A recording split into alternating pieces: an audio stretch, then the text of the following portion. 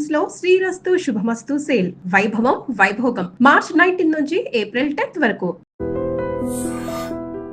అనమాచార్యుల వారి వంటి వాగ్గేయకారులు ఈశ్వర కటాక్షం చేత పొందిన విద్య, వారికి తెలియని సంప్రదాయం, వారికి తెలియని పురాణ సంబంధమైన విషయాలు, వారికి తెలియని ఆరాధన రహస్యాలు ఉండే అవకాశం ఉండదు.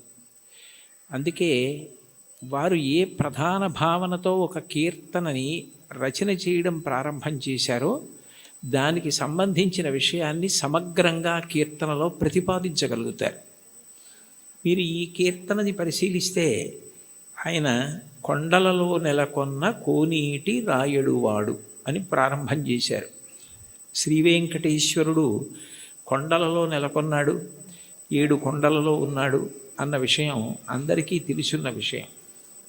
అయితే యథార్థానికి భగవంతుడు కొండ మీద ఉండడానికి ప్రధాన కారణం ఏమిటంటే, కొండ మీద ఉన్న దేవుణ్ణి తెలుసుకోవాలంటే కొండ ఎక్కాలి. 84 లక్షల జీవరాశులలో చాలా జీవరాశులు భూమికి అడ్డంగా వెన్నుపాము ఉండేటట్టు పుట్టి అడ్డంగానే వెన్నుపాము పెరిగేటట్టుగా బ్రతుకుతాయి. మనిషి ఒక్కడు భూమికి అడ్డంగా పుట్టి నిలువుగా పెరుగుతాడు. అంటే మనిషి ఒక్కడే ఊర్ధ్వముఖ చలనం చేసి భగవంతుణ్ణి తెలుసుకోగలడు. కొండలలో నెలకొన్నవాడు అన్న మాటకు అర్థం ఏమిటంటే, నువ్వు ఊర్ధ్వముఖ చలనం చేస్తే తెలుసుకోవడానికి అవకాశం ఇచ్చేటటువంటి వాడు. అందుకనే ఆయన ఆనందనిలయ విమానమునందు ఉంటాడు. అసలు ఈశ్వరుడికి పర్యాయ పదం ఆనందం. కృష్ణుడి పేరు కూడా నిజానికి కృష్ అంటే నిరతిశయ ఆనంద ఘనము. అటువంటి ఆనంద స్వరూపమైన భగవంతుడు నీకు అనుభవంలోకి రావాలి అంటే నువ్వు ఊర్ధ్వముఖ చలనం చెయ్యాలి. ఆయన కోనీటి రాయడు. సర్వసాధారణంగా నదుల యొక్క తీరాలలో ఈశ్వర దేవాలయాలు ప్రతిష్ఠితమవుతూ ఉంటాయి. అక్కడ స్వయంభూగా వ్యక్తమవుతూ ఉంటాడు. కానీ వెంకటేశ్వరుడు మాత్రం స్వామి పుష్కరిణికి ఎనలేని ప్రాధాన్యతనిచ్చి దాని పేరే స్వామి పుష్కరిణి అయింది. శ్రీ వెంకటేశ్వర సుప్రభాతానికి సంబంధించి మనం ఇచ్చే మంగళహారతి శ్లోకాల్లో కూడా శ్రీవైకుంఠ విరక్తాయ స్వామి పుష్కరిణీ తటే రమయా రమమాణాయ వెంకటేశాయ మంగళం అంటాం. వైకుంఠమునందు విరక్తి చెంది స్వామి పుష్కరిణి తటమునందు నివసించుచున్నవాడా అని పిలుస్తారు.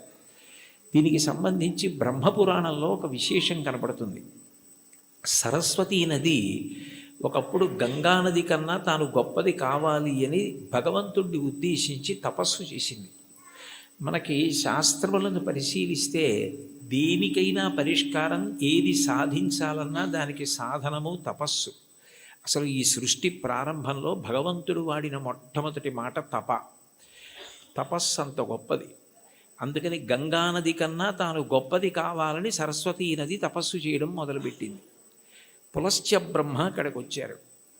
పులస్త్య బ్రహ్మ వచ్చినప్పుడు సరస్వతీ నదికి అధిష్టాన దేవత ఉంటుంది. ఆవిడికే కాదు, ప్రతి నదికి అధిష్టాన దేవత ఉంటుంది. ఆ అధిష్టాన దేవత అనుగ్రహించినప్పుడు ఒక రూపంతో ప్రత్యక్షమై కనపడుతుంది. అందుకే భాగవతంలో పరీక్షిత్ ప్రాయోపవేశం చేసినప్పుడు అమ్మా అని పిలిచిన నరు పొమ్మ అని ముక్తికడకు బుత్తువట, కృపన్ లెమ్మా నీ రూపముతో రమ్మా నాకెదురంగ గంగ రమ్యతరంగా అంటాడు. కాశీఖండంలో శ్రీనాథుడు కూడా గంగ అధిష్టాన దేవత ప్రాణోత్క్రమణమవుతున్న వాళ్ళని వచ్చి ఎలా అనుగ్రహిస్తుందో చెప్తాడు. ప్రత్యక్షమై వచ్చి భాగీరథి గంగ మృదులహస్తము సాచి మేను నివురు అంటాడు. అటువంటి సరస్వతీ నదికి కూడా అధిష్టాన దేవత ఉంటుంది. ఆవిడ తపమాచరిస్తోంది గంగ కన్నా గొప్పది కావాలి అని. గంగానదికి ఒక ప్రాముఖ్యత ఉంది.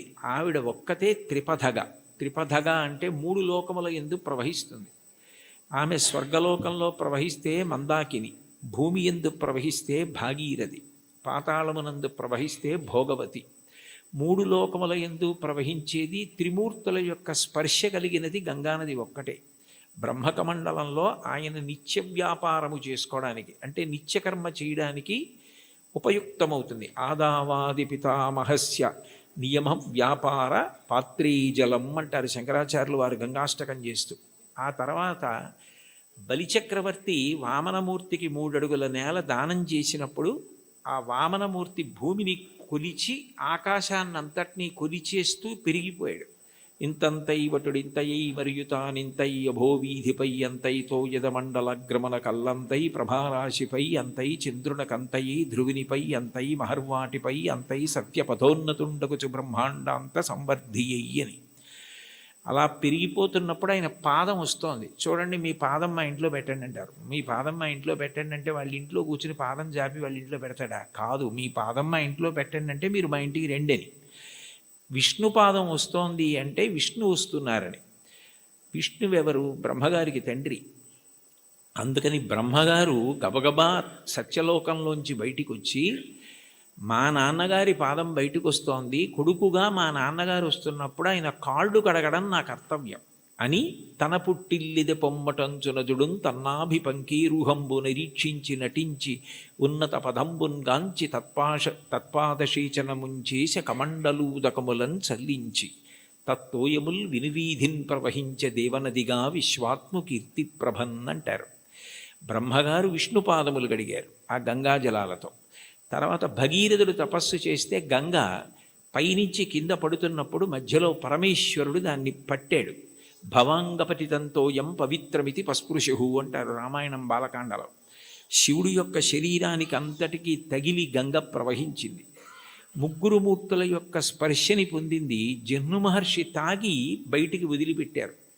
తస్మాత్ జహ్నుసుతా గంగా ప్రోచ్యతే జాహ్నవీతి చ అంటారు వాల్మీకి మహర్షి రామాయణంలో. జహ్నువు తాగి శరీరంలోంచి బయటికి వదిలిపెట్టారు కాబట్టి జాహ్నవి అయింది. ఋషి తీసుకొచ్చారు కాబట్టి ఋషి స్పర్శని పొందింది, అంటే జహ్నువు శరీరంలోంచి వచ్చింది. భగీరథుడు రాజర్షి, రాజు తీసుకొచ్చాడు కాబట్టి, ఒక ధర్మం కోసం తీసుకొచ్చాడు కాబట్టి అంత పవిత్రమూర్తి అయి సగరులను ఉద్ధరించింది. అంత గొప్పదైన గంగతో సరస్వతి పోటీ పడి తపస్సు చేసింది. ఆ సమయంలో పులస్త్య బ్రహ్మ వచ్చారు. పులస్త్య బ్రహ్మ అంటే రావణ బ్రహ్మకి తాతగారు. రావణ బ్రహ్మ తండ్రి విశ్వవసో బ్రహ్మ, విశ్వవసో బ్రహ్మ తండ్రి పులస్త్య బ్రహ్మ. పులస్త్య బ్రహ్మ బ్రహ్మమానసపుత్రుడు, అంటే తిన్నగా బ్రహ్మగారి యొక్క మనసులోంచి ఆవిర్భవించినటువంటి వాడు. అంత గొప్పవాడైన పులస్త్య బ్రహ్మ వస్తే, సరస్వతీ నది తపస్సు చేస్తున్నాను కదా, ఇప్పుడు నేను లేవవలసిన అవసరం ఏముందని లేవలేదు, స్వాగతం పలకలేదు, అర్ఘ్యపాద్యాదులు ఇవ్వలేదు. ఎంత పూజలో ఉన్నా, ఎంత వ్రతంలో ఉన్నా, ఎంత గొప్ప కార్యం చేస్తున్నా మహాత్ములు వచ్చినప్పుడు లేచి నిలబడి అర్ఘ్యపాద్యాదులు ఇవ్వాలి. అలా ఇవ్వకపోతే పరమదోషం కలుగుతుంది. గజేంద్రమోక్షణ ఘట్టంలో కూడా ఇంద్రజుమ్న మహారాజు గారు అగస్త్యుడు వచ్చి లేచి నిలబడి నమస్కరించి అర్ఘ్యపాద్యాదులు ఇవ్వని కారణం చేతనే గజయోని ఎందు పుట్టవలసి వచ్చింది. ఒకనాడాన్రుపుడచ్యుతున్ మనములోను హించుతున్ మౌనియై అకలంక స్థితియున్నచో కలచజుండచూటికిన్ వచ్చి లేవక పూజింపకయున్న మౌనికని నవ్యక్రోధుడై మూఢాలుబ్ధకిరీంద్రోత్తమ యోని పుట్టుమని శాపం విచ్చ భూవల్లభ అంటారు భాగవతం అష్టమ స్కంధంలో. మహాత్ములు వచ్చినప్పుడు వెంటనే లేచి నిలబడి నమస్కరించి అర్ఘ్యపాద్యాదులు ఇవ్వాలి. అలా ఇవ్వలేదు కాబట్టి అది కట్టి కుడిపేస్తుంది, చాలా పెద్ద పాపం అయిపోతుందన్న దయాహృదయంతో పులస్త్య బ్రహ్మ, నువ్వు ఏ కోరికతో తపస్సు చేస్తున్నావో అది నీకు సిద్ధించకుండుగాక అని శపించాడు. ఆమె చాలా కిన్నురాలైంది. ఇంత గొప్ప కోరికతో నేను తపస్సు చేస్తున్నాను, ఈయన నా కోరిక తీరకూడదని శపించాడు అని బాధపడి, ఈయన బ్రహ్మ యొక్క వంశంలో బ్రహ్మమానసపుత్రుడై వచ్చాడు. కొడుకు విశ్వవసో బ్రహ్మ.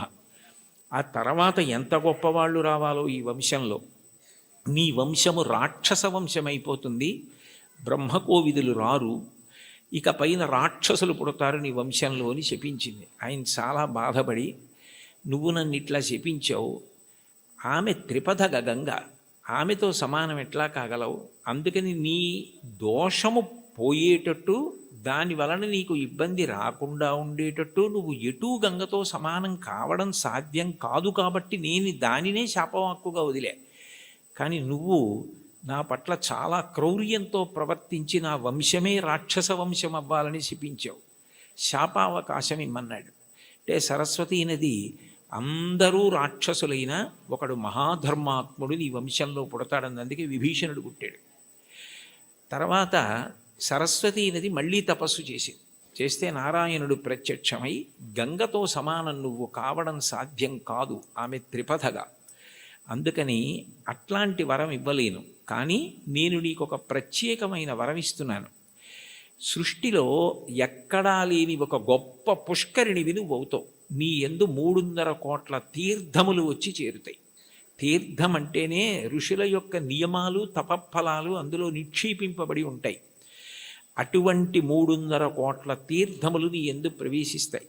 కలియుగంలో నేను శ్రీవేంకటేశ్వరుడు అన్న పేరుతో అవతరించినప్పుడు నీ పుష్కరిణి సమీపంలో అవతరిస్తాను. అవతరించినప్పుడు ఎందరో వచ్చి నీ యందు స్నానం చేసి కృతార్థులవుతారు. పుష్కరిణిలలో నీకన్నా గొప్పది ఇక ఉండదు. నువ్వే గొప్పదాని అవుతావు. నీకంత గొప్ప వరం ఇస్తున్నానని వరం ఇచ్చాడు. అందుకని సరస్వతి నది పుష్కరిణిగా వచ్చింది. స్వామి పుష్కరిణిగా వస్తే శ్రీ వెంకటేశ్వరుడు సాక్షాత్ శ్రీమన్నారాయణుడు వెంకటేశ్వరుడిగా అవతరించాడు. కొండలలో నెలకొన్న కోనేటి రాయడు వాడు అంటే ఎప్పుడో తానిచ్చిన వరాన్ని నిజం చేయడానికి సరస్వతీ నదిని పుష్కరిణి చేసి ఆ పుష్కరిణి ఒడ్డున వెలిసినటువంటి దయామూర్తి. అందుకే స్వామి పుష్కరిణీ స్నానం సద్గురోహో పాదసేవనం ఏకాదశి వ్రతం చాపి త్రయం అత్యంత దుర్లభం అంటారు. స్వామి పుష్కరిణి స్నానం అంత గొప్పది. అటువంటి పుష్కరిణి పక్కన వెలిసినవాడు కాబట్టి కొండలలో నెలకొన్న కోనీటి రాయడువాడు, కొండలంత వరములు కుప్పెడువాడు. ఆయన ఎప్పుడెప్పుడు అవతారం తీసుకున్న ధర్మ సంస్థాపన ప్రధానమైనటువంటి లక్షణం. యదా యదా హి ధర్మస్య గ్లానిర్భవతి భారత అభ్యుత్థానమధర్మస్య తదాత్మానం సృజామ్యహం. ఆ ధర్మరక్షణ కొరకు విశేషమైన రాక్షస సంహారం చేస్తాడు. కృష్ణ భగవానుడు కూడా కన్నులు తెరవని కడుచింది పాపడై దానవి చనుబాలు త్రావి చంపే 3వ నెల నాడు ముద్దుల కుర్రడై కోపించి శకటంబు కులత్రోసే ఏడాది కుర్రడై ఎగసి తృణావర్తు మెడపట్టుకొని చీరి బకునిచి చంపే అంటారు. అసలు కన్నులు తెరవడం మొదలు పెట్టనప్పటి నుంచి రాక్షస సంహారం చేశాడు కృష్ణుడు. రాముడు సరే సరి బండన భీముడు అత్తజన బాంధవుడు ఉజ్వల బాణతోణ కోదండ కళాప్రచండ భుజతాండవ కీర్తికి రామమూర్తికిన్ 2వ సాటి దైవమికలీడనుచున్ గడకట్టి భీరికాడాండ డడాండ డాండ నిడదంబుల జండము నిండ మత్త వేదండము నెక్కి చాటెదను దాశరథి కరుణాపయోనిధి అంటారు గోపరాజు గారు. 14,000 మంది రాక్షసుల్ని కరదూషణాదుల్ని రాముడొక్కడే చంపాడు. మిగిలిన అవతారాలకి రామావతారానికి తేడా ఎక్కడంటే సర్వసాధారణంగా ఎంత అందగాడైనా ఎంత పుంసాం మోహన రూపాయ పుణ్య శ్లోకాయ మంగళం అయినా యుద్ధం చేసేటప్పుడు కాస్త కోపంగా ఉండి కళ్ళు ఎర్రపడతాయి. కానీ యుద్ధం చేస్తున్నప్పుడు రాముడు చాలా అందంగా ఉంటాడు. ఎప్పుడు బాణం తీస్తాడో, ఎప్పుడు సంధిస్తాడో, ఎప్పుడు విడిచిపెడతాడో తెలియదు. అందుకే మీరు రామాయణం జాగ్రత్తగా చదివితే అసలు ఎటువంటి రాముణ్ణి చూసి శూర్పణఖ మోహించిందంటే యుద్ధం చేస్తున్న రాముణ్ణి చూసి మోహించింది. అబ్బాయి ఎంత అందంగా యుద్ధం చేస్తున్నాడని. అంతటి అందగాడు రాముడు, అంతమందిని చంపినవాడు. కానీ శ్రీ వెంకటేశ్వరుడు రాక్షస సంహారం జోలికి వెళ్ళలేదు. నందక ఖడ్గం ఆయన దగ్గర ఉన్న ఆయన క్షమాగుణంతో ప్రవర్తిస్తాడు. ఎన్ని తప్పులు చేసిన వారైనా ఆయన దగ్గర కైమోడ్చి నిలబెడితే క్షమించడమే ప్రధాన లక్షణంగా ఉండి పాపములకు ప్రాతినిధ్యంగా కేశఖండనం, కేశములను తీసి క్షమించి పంపిస్తాడు. అందుకే సృగ్భూషాంబరహీతీనాం సుషమావహమూర్తయే సర్వార్తిశమనాయాస్తు వెంకటేశాయ మంగళం దయామృత తరంగిణ్యాస్తరంగైరివ శీతలై అపాంగైస్సించతే విశ్వం వెంకటేశాయ మంగళం అంటారు. అంతటి దయామూర్తి. అటువంటి అవతారం ఇత పూర్వం రాలేదు. ఎన్ని పాపములున్నా సంహరించడం అన్నది చెయ్యడు. ఆ పాపరూపమైనట్టి ధనము కొండపైకి రప్పించి నిస్పృహుండనగుచు అంటాడు. తరిగొండ వెంగమాంబ గారు మహాతల్లి వెంకటాచల మహాత్మ్యము అని కావ్యం చేసింది. అందులో పాపాన్ని ద్రవ్యం మీదకి ఆవాహన చేసి తెప్పించి హుండీలో వేయించి క్షమాభిక్ష పెట్టి ఆ ద్రవ్యాన్ని నిస్పృహుడై సామాజిక కార్యక్రమాలకు ఇచ్చేస్తుంటాడు.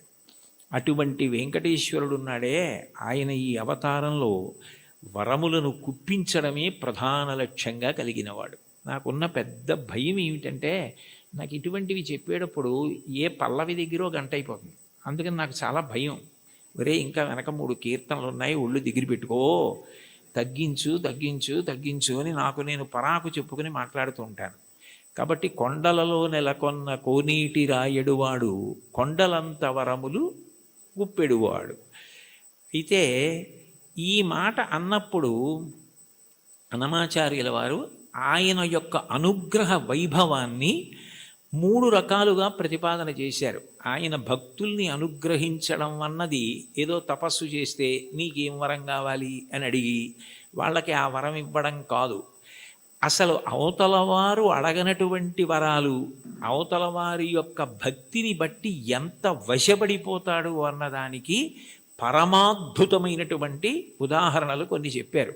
అందులో మొదటి చరణంలో కురువరతి నంబి, అంతే కదమ్మా, కుండలు చేసిన ఎట్టి కొండలు. ఇందులో మొట్టమొదట ఇది అక్కర్ల నాకమ్మ ఉదాహరణ చెప్తే చాలు. కుండలు చేసేటటువంటి కుమ్మరిదాసుడైన కురవరతి నంబి, కుండలు చేసేటటువంటి ఒక కుమ్మరి వృత్తిలో ఉన్నటువంటి వ్యక్తిని ఆయన ఎంత అనుగ్రహించారన్నది ఉదాహరణగా చెప్తున్నారు. తొండమాన్ చక్రవర్తి వెంకటేశ్వరుడికి ఆనందనిలయ విమాన నిర్మాణం చేసిన తర్వాత ప్రతిరోజు బంగారు తులసీ దళాలతో పూజ చేసేవాడు.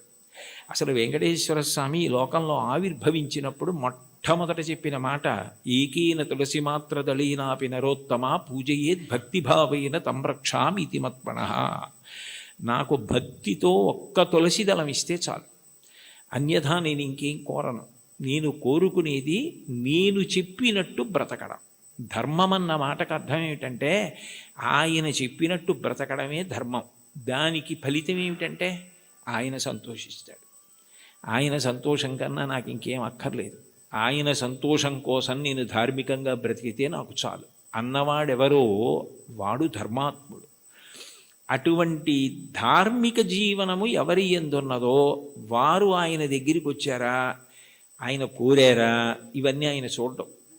దానికి ప్రబల ఉదాహరణ ఏమిటంటే తొండమాన్ చక్రవర్తి బంగారు తులసి దళాలు పూజ చేస్తే తీసేసి పాదాల మించి ఆ భీముడు అన్న ఆ కుమ్మరి ఆయన ప్రతిరోజు కొండలు చేయడం పెట్టగానే అసలు దాన్ని వెంకటాచల మహాత్యంలో ఎంత గొప్పగా వర్ణిస్తారు. బంకమన్నుతో దళాలు చేసి కొయ్య వెంకటేశ్వరుడి పాదాల మీద సమర్పణం చేసి మొదలెట్టేవాడు ఆయన. ఆయన వరకు ఆయనకి అది కొయ్య బొమ్మ కాదు, అది వెంకటేశ్వరుడు. అలా నమ్మి చేశాడు ఆయన. రోజు ఆ దళాలు ఉండేవి, మట్టి దళాలు, బంగారు దళాలు పక్కకు పోయేవి. తొండమాన్ చక్రవర్తి చూసి చాలా ఆశ్చర్యపోయాడు, ఇదేమిటి నేను బంగారు దళాలతో చేస్తే మట్టి దళాలు ఉంటాయి ఏమిటని. అప్పుడు వెంకటేశ్వరుడు మాట్లాడాడు, ఆయననే అడిగాడు.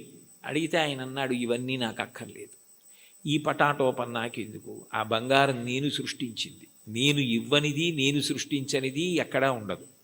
నాకు కావలసినది భక్తి, అది నిండుగా ఉన్నది భీముడి దగ్గర ఉంది. అందుకని నేను ఆయన మట్టితో చేసిన ఆ బంకమన్ను తులసి దళాలు తీసుకుంటూ ఉంటాను.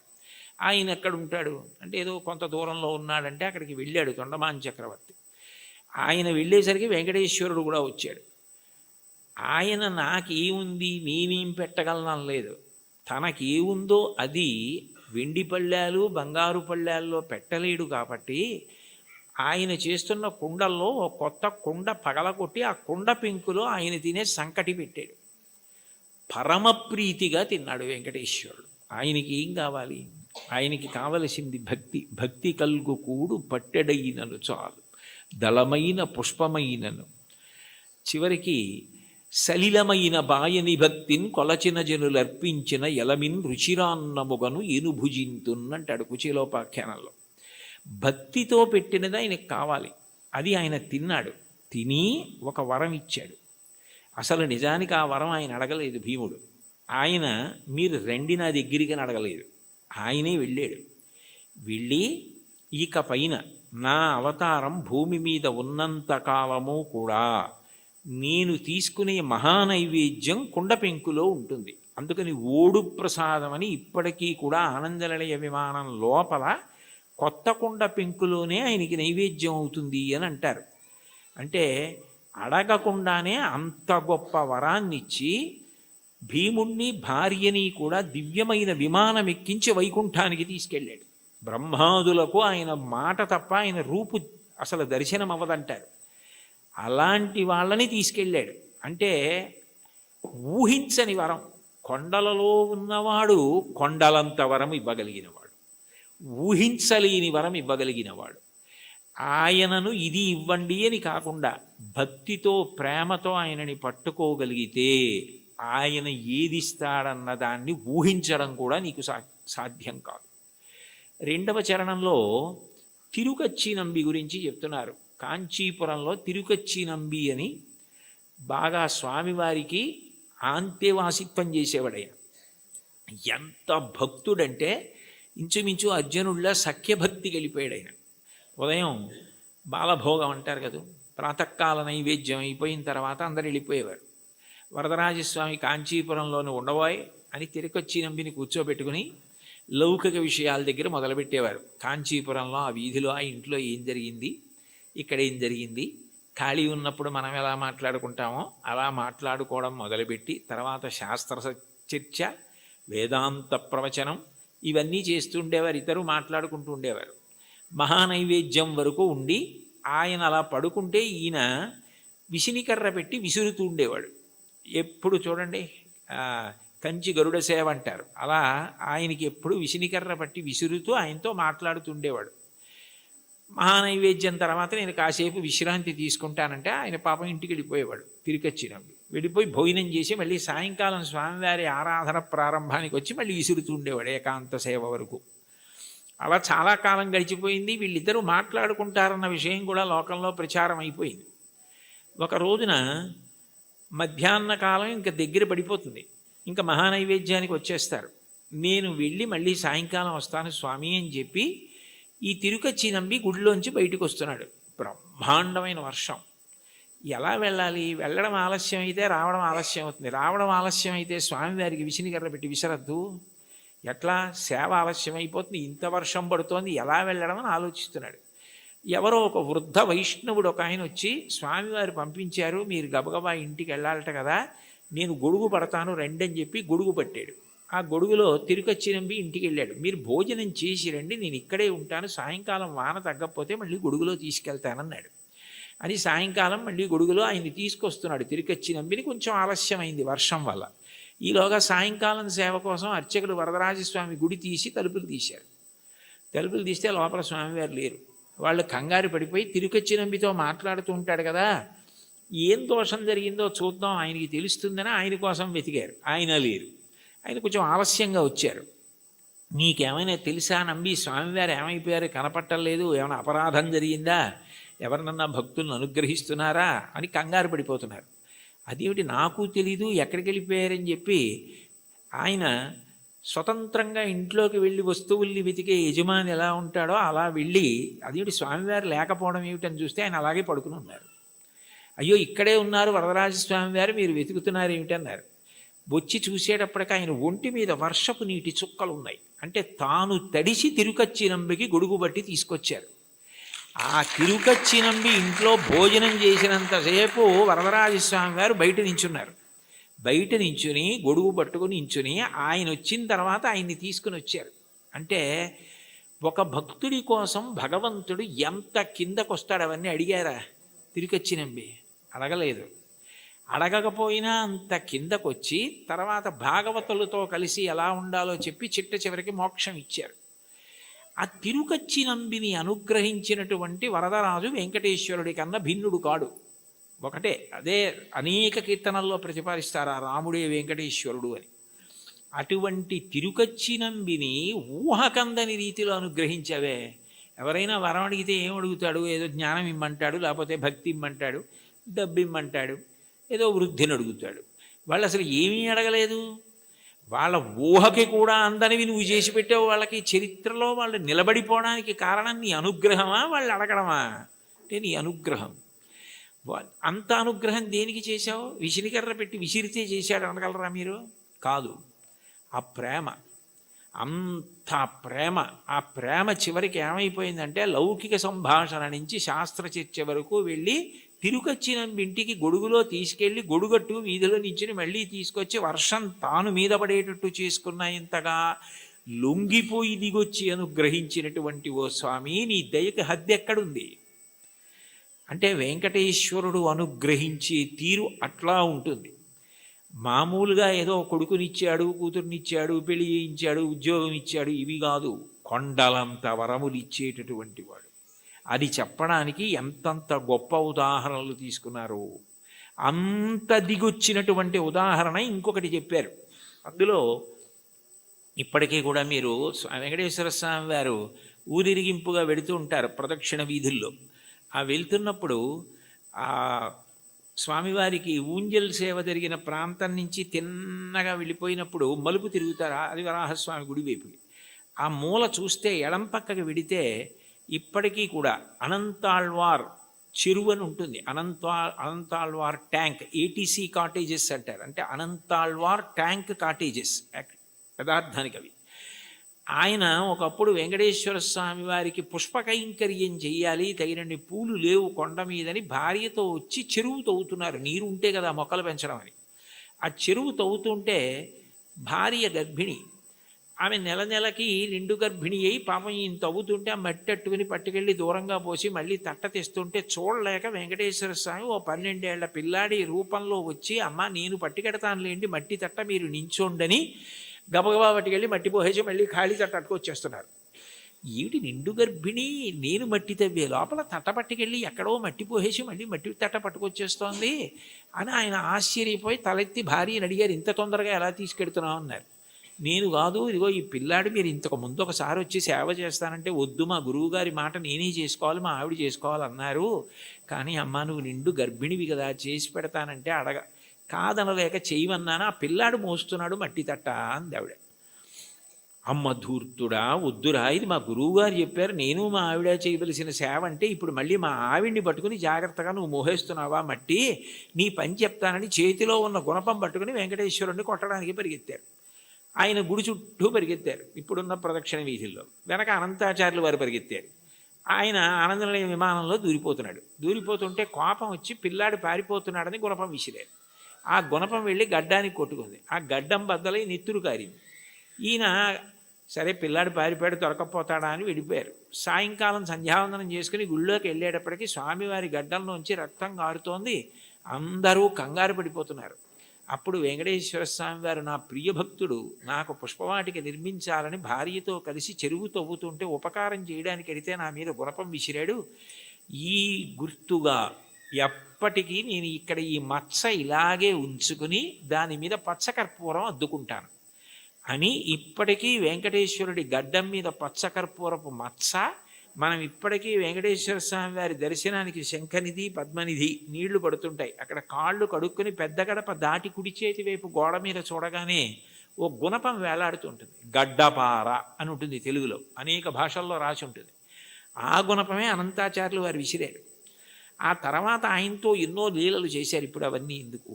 కాబట్టి ఆఖరికి భక్తుడి చేతిలో దెబ్బతిని రక్తం కారి అంతటి మహానుభావుడు దాన్ని పచ్చకర్పూరం అద్దుకుని, ఏమో చూసిన వాళ్ళందరూ ఆ పచ్చకర్పూరం ఏమిటి, ఆ మత్స్య ఏమిటి అని అడిగితే పెద్దవాళ్ళందరూ పిల్లలకి ఈ కథ చెప్తుంటే నీ పేరు వినపడితే నేను మురిసిపోతానోయ్ అని చెప్పి కొట్టిన దెబ్బని మచ్చగా ఉంచుకొని పచ్చకర్పూరం పెట్టుకున్నావే, నీ దయకి హద్దుందా? బతిమాలి మట్టి మోసి గుణపం దెబ్బతిని దాన్నేమో ఒక పెద్ద గుర్తుగా ఉంచుకున్నావా? ఎంత ప్రేమైకమూర్తివయ. ఆఖరికి ఇప్పటికీ ఆయన బొగడ చెట్టు రూపంలో ఉంటారంటారు. నేను వెళ్ళినప్పుడు అప్పుడప్పుడు వెడుతూ ఉంటాను. వాళ్ళు పాపం వాళ్ళ వారసులు ఉన్నారు, ఎంతో ప్రేమగా పిలిచి నన్ను మాట్లాడుతూ ఉంటారు. కాబట్టి అనంతాచార్యుల వారిని అంత గొప్పగా అనుగ్రహించినటువంటి వాడివే నువ్వు. నీ దయకి హద్దు ఎక్కడుంది? అడిగితే వరం ఇవ్వడం కాదు, అడగకుండా కొండలంత వరాలు ఇచ్చేసావే. ఇప్పటికీ స్వామివారు ప్రత్యేకంగా అక్కడికి వెడతారు. అనంతాచార్యుల వారు ఎక్కడ చెరువు తవ్వారో, ఎక్కడ చెట్టు ఉందో అక్కడికి వెళ్ళి ఆయనకి హారతి ఇచ్చింది అనంతాచార్యుల వారికి ఆ బొగడ చెట్టుకి ఇస్తారు. ఇప్పటికీ సంవత్సరంలో ఒక రోజు ఉత్సవం జరుగుతుంది. అనంతాచార్యుల వారు గుణపం విసిరిన రోజున అంత వేగంగా ఆనందనిలయ విమానం చుట్టూ పరిగెత్తినట్టే వెళ్ళిపోయి పల్లకి లోపలికి వెళ్ళిపోతుంది. అంటే భక్తుడు కొట్టిన రోజుని ఉత్సవంగా చేసుకుని ఇప్పటికీ ఆనందనిలయం చుట్టూ అలా పరిగెడుతున్నావా? ఏమిటయా నీ దయ? అంతుందా దానికి? ఇంతటి దయామూర్తివా, అంతటి వాడివి నీ గోటి కాంతి చూడడం సాధ్యం కాదు. అక్రూరుడు అంటాడు భాగవతంలో, శూరులు తొల్లియే విభుని శోభిత పాద నక ప్రభావళించేరి భవాంధకారముల చిక్కక ఉందురు వట్టి దేవునిన్ వైరముతోడనైన పిలువన్నను పంపి శుభంబు చేసే నిష్కారణమైన ప్రేమ ఇది కంసుని పోలు సకుండు కల్గుని అంటాడు. ఆయన కాలి గోటికి ఉన్న కాంతిని చూడడం సాధ్యం కాదు, తపస్సు చేసి యుగాలు చేసిన అటువంటి వాడు కలియుగంలో ఆపాదమస్తకం చూడ్డానికి వీలుగా నకృతం దైవసంఘైశ్చ నకృతం విశ్వకర్మణ స్వేచ్ఛయా క్రీడతే తత్ర ఇచ్ఛారూపం విరాజిత అంటారు వ్యాసుల వారు. తనంత తాను ఒక రూపాన్ని పట్టి అలా నిలబడ్డాడది రాతి విగ్రహం కాదు, సాక్షాత్ శ్రీమన్నారాయణుడు. ఇన్ని వరాలు ఇస్తున్నావా, ఇన్ని పాపాలు చేసిన మాకు దర్శనం ఇస్తున్నావా, ఇవ్వడం కాకుండా నీ దగ్గరికి వచ్చి ఏమడిగితే అది ఇస్తున్నావా, ఏమీ అడగకుండా నీ ఎందుకు ప్రేమ పెంచుకున్న వాడికి నువ్వేమిస్తావో చెప్పడం ఎవరికి సాధ్యమయ్యా? కొండలలో ఉన్నవాడివి కొండలంత వరాలు ఇస్తున్నావు. ఒక సాధకుడు, ఒక సేవకుడు, సేవ అన్న మాటకు అర్థం ఏమిటంటే ఏదో కాసేపు ఆయనకి ధూపం వేయడము, ఆయనకి దీపం చూపించడము అని కాదు దాని అర్థం. ఎప్పుడైనా శ్రీకాంతు భజించు సేవకులకు, భజించు అన్న మాటకు అర్థం మనస్సుతో ఒక సంగమును పొంది ఉండడం. భజించడం అంటే ఆయన్ని పొగుడుతూ ఉండడం, స్మరిస్తూ ఉండడం. ఏది చేస్తున్నా కూడా భగవంతుడే స్మరణలోకి వస్తాడు. ఏది చేస్తున్నా భగవంతుడు స్మరణలోకి వస్తే రెండు ప్రయోజనములు సిద్ధిస్తాయి. ఒకటి, మీరు ధర్మమును విడిచిపెట్టలేరు. రెండు, అధర్మమును ఆచరించలేరు. కారణం, శంకరాచార్యులు వారు సౌందర్యలహరి చేస్తూ ఒక శ్లోకం చెప్తారు. అందులో అంటారు, మనిషి అనేక మాటలు మాట్లాడుతూ ఉంటాడు. ఈ మాట మాట్లాడడానికి అసలు 84 లక్షల జీవరాశులలో మాట్లాడే అదృష్టం పొందడానికి కంఠంలో స్వరపీఠిక మనిషికి పెట్టినవాడెవరు? భగవంతుడు పెట్టాడు. పెట్టినప్పుడు నేను ఏదైనా మాట మాట్లాడే ముందు నాకు భగవంతుడు ఈ స్వరపేటిక పెట్టి మాట్లాడే అవకాశం ఇచ్చాడు. ఎప్పుడో అప్పుడు ఈ శరీరం పతనం అయిపోతుంది. ఇవాళో రేపో 10 ఏళ్ల తర్వాతో 20 ఏళ్ల తర్వాతో శరీరం పడిపోకుండా ఉండదు. జాతస్య హి ధ్రువో మృత్యువు ధ్రువం జన్మమృతస్య చ. శరీరం పడిపోవాలి. పడిపోయినప్పుడు ఈశ్వరుడు ఒక ప్రశ్న వేస్తాడు, అన్ని ప్రాణులలో నువ్వు ఉత్కృష్ట ప్రాణివయ్యావు. కారణం, రెండిటిని ఇచ్చాను. ఒకటి బుద్ధి, రెండు మాట. ఈ మాటని నువ్వు ఎంత బాగా ఉపయోగించావు అని అడుగుతాడు. మాట బాగా ఉపయోగపడాలన్నా, ఏది చేస్తున్నా చేత నిగ్రహింపబడాలన్నా అది ఇచ్చినవాడు జ్ఞాపకానికి వస్తూ ఉండాలి. ఆ ఇచ్చినవాడు జ్ఞాపకానికి వస్తున్నాడు అనుకోండి, నాకు మాట ఇచ్చినవాడు భగవంతుడి, నేను ఆయనకి జవాబుదారి అని నాకు అనిపించింది అనుకోండి, పిచ్చి పిచ్చి మాటలు మాట్లాడే అవకాశం ఉండదు, అర్థం లేని ప్రశ్నలు వేసే అవకాశం ఉండదు. ఏదైనా మాట మాట్లాడేటప్పుడు మాట మాట్లాడడం ఎంత జాగ్రత్తగా మాట్లాడాలి, ఎంత సామాజిక ప్రయోజనము కొరకు మాట్లాడాలి. మాట అగ్నిహోత్రంతో వర్ణిస్తుంది వేదం. అగ్ని దాహకత్వం కాల్చేస్తుంది ఏ వస్తువునైనా. మాట అజ్ఞానాన్ని కాల్చేస్తుంది, తెలియనితనాన్ని కాల్చేసేది మాట. ఒకరి దగ్గర మనం తెలియనిది విన్నామనుకోండి, తెలియనితనం పోతోంది. అందుకని మాట అన్నది అంత గొప్పది. మీరు మాట్లాడేటప్పుడు ఇది నాకు భగవంతుడు ఇచ్చాడు, సక్రమంగా వినియోగించుకోవాలి అని మాట్లాడారనుకోండి, అది పూజ. ఎందుకంటే ఈశ్వరుడికి కట్టుబడి మాట్లాడుతున్నారు. మీరు నేను ఇది మాట్లాడను అని ఎందుకంటున్నారంటే ఈశ్వర భక్తి చేత. అప్పుడు మీరు ఏది చేస్తున్నా కూడా అది జపో జల్ప శిల్పం సకలమపి ముద్రా విరచన గతి ప్రాదక్షిణ్య క్రమణమశనా ద్యాహుతి విధి ప్రణామ సంవేశ సుఖమఖిలమాత్మార్పణ దృశా సపర్యా పర్యాయ స్తవ భవతు ఎన్మే విలసితం అంటారు శంకరాచార్యులు వారు. నేను నా చేతిని కదుపుతున్నాను అనుకోండి, ఈ చెయ్యి కదులుతోంది అంటే ఈశ్వర కృప. ఈ చేతిని మీరు బెంగపెట్టుకోకండి అని మంచి మాట మాట్లాడడానికి ఇలా అంటాను తప్ప మీ సంగతి చూస్తానని ఇలా అనను. ఈ చెయ్యి కదలడానికి శక్తి ఆ పరదేవత అయి ఉన్నది. ఈ కదలికలు ఆమె సంతోషించడానికి పనికి రావాలి తప్ప ఆమె నా యందు కాఠిన్యము వహించడానికి ఆమె నన్ను చూసి వీడికి ఎందుకు ఇచ్చాను శక్తి అని అనుకునేటట్టుగా నేను ప్రవర్తించకూడదు. యాదేవి సర్వభూతేషు శక్తి రూపేణ సంస్థిత.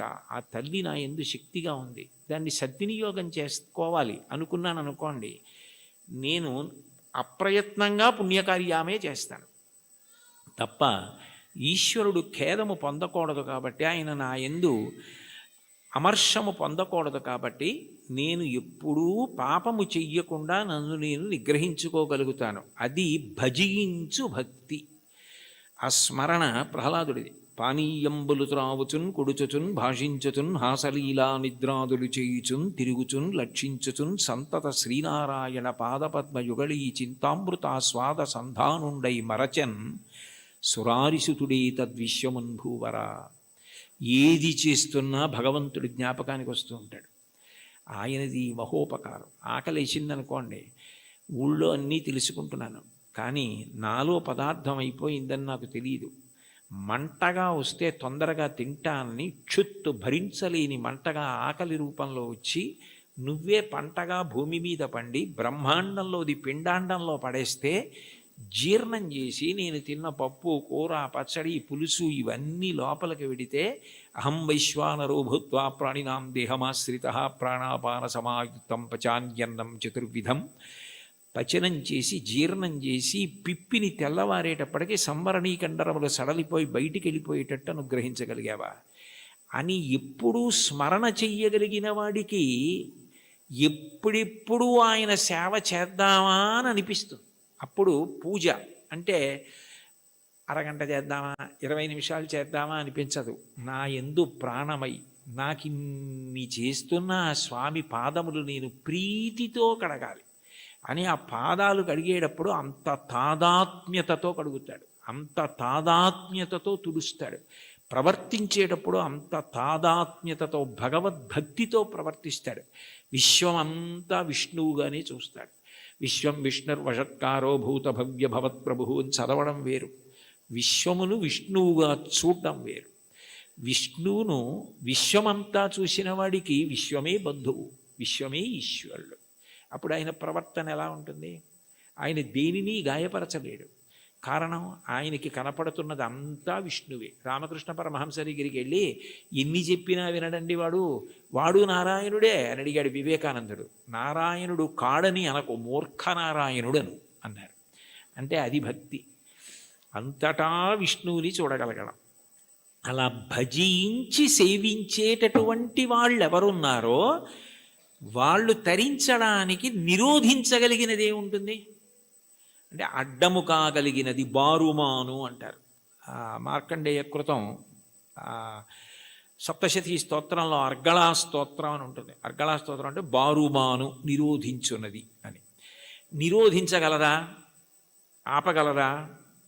అట్లా సేవించగలిగిన వాడెవరున్నాడో, అటువంటి మనసు పొందినవాడెవరున్నాడో వాడు స్వామి యందు ఐక్యము కాకుండా ఆ భక్తియే చివరికి జ్ఞానమై మోక్షకారణం అవుతుంది. ఆయన యందు కలిసిపోతుంది. ఆ ప్రవహించిన భక్తి నది వెళ్ళి సముద్రమునందు కలిసిపోయినట్లు. భక్తికి చరమాంకం ఏమిటంటే ఈశ్వరుణ్ణి చేరిపోవడమే. దానికి ప్రతిబంధకాలు ఉంటాయి కానీ అడ్డలేవు. శంకరాచార్యులు వారు శివానంద లహరిలో ఒక అద్భుతమైన శ్లోకం చెప్తారు. అందులో అంటారు, అంకోలం నిజబీజ సంతతి రయస్కాంతోఫలం సూచికా సాధ్వీ నైజ విభుం లతాక్షితిరుహం సింధు సరిద్వల్లభం ప్రాప్నోతీహ యథా తథా పశుపతే పాదారవిందద్వయం చేతో వృత్తిరుపేత్య తిష్టతి సదా సా భక్తిరిత్యుచ్యతే అంటారు. నది సముద్రాన్ని చేరుకోవడానికి బయలుదేరుతుంది. ఎవరు దారి చూపిస్తారు? ఓ నది ఇలా వెళ్ళు సముద్రం వస్తుందని చెప్తారా? చెప్పరు. నది వెళ్ళిపోతూ ఉంటుంది. వెళ్ళిపోతున్నప్పుడు ఏ చంద్రశేఖరీంద్ర సరస్వతి మహాస్వామి వంటి మహాపురుషులో స్నానం చేస్తారు. అంతటి మహానుభావుడు ఇక్కడ స్నానం చేశాడని నది ఆగదు. ఒక ధూర్తుడు మూత్ర విసర్జన చేస్తాడు, అవమానమని బెంగపెట్టుకోదు. ఒక ముళ్ళ కంప వీపు చీరుతుంది, బొడ్డు నుంచి వంగి బాధపడదు. ఒక చోట బొగడపూల చెట్టు పువ్వులు రాలుస్తుంది, పొంగిపోదు. మానవమానములు దాటి సముద్రమును చేరడమే తన పరమ ప్రయోజనంగా తాను వెళ్ళిపోతుంది.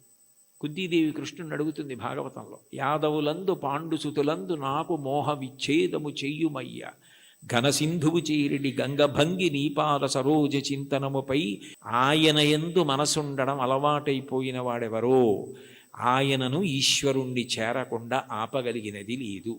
అందుకే దాని విషయంలో ఒక విచిత్రమైనటువంటి మాట చెప్తుంటారు.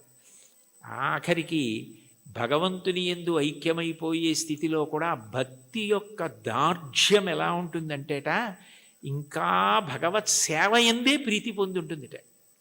అయ్యో చూడండి, దానికి నేను మీకు ఒక ఉదాహరణ చెప్పాలంటే, నాకు కూతురుంది, కొడుకున్నాడు. నా కూతుర్ని నేను ఎంతో ప్రేమగా పెంచి పెద్ద చేశాను, చదివించాను. దానికి పెళ్లి సంబంధం నేనే చూశాను. యోగ్యమైన వరుడు, మంచి కుటుంబం అని దానికి పెళ్లి చెయ్యాలని అబ్బో చాలా కష్టపడ్డాను. నేను కట్టుకున్న ఇల్లు ఒకటి అమ్మేశాను. పెద్దాపురం నాకున్నది ఆ ఇల్లు ఒక్కటే, అది అమ్మేశాను. ఇప్పుడు వేరే ఇల్లు కట్టుకున్నాను అనుకోండి కాకినాడలో. ఆ ఇల్లు అమ్మేశాను.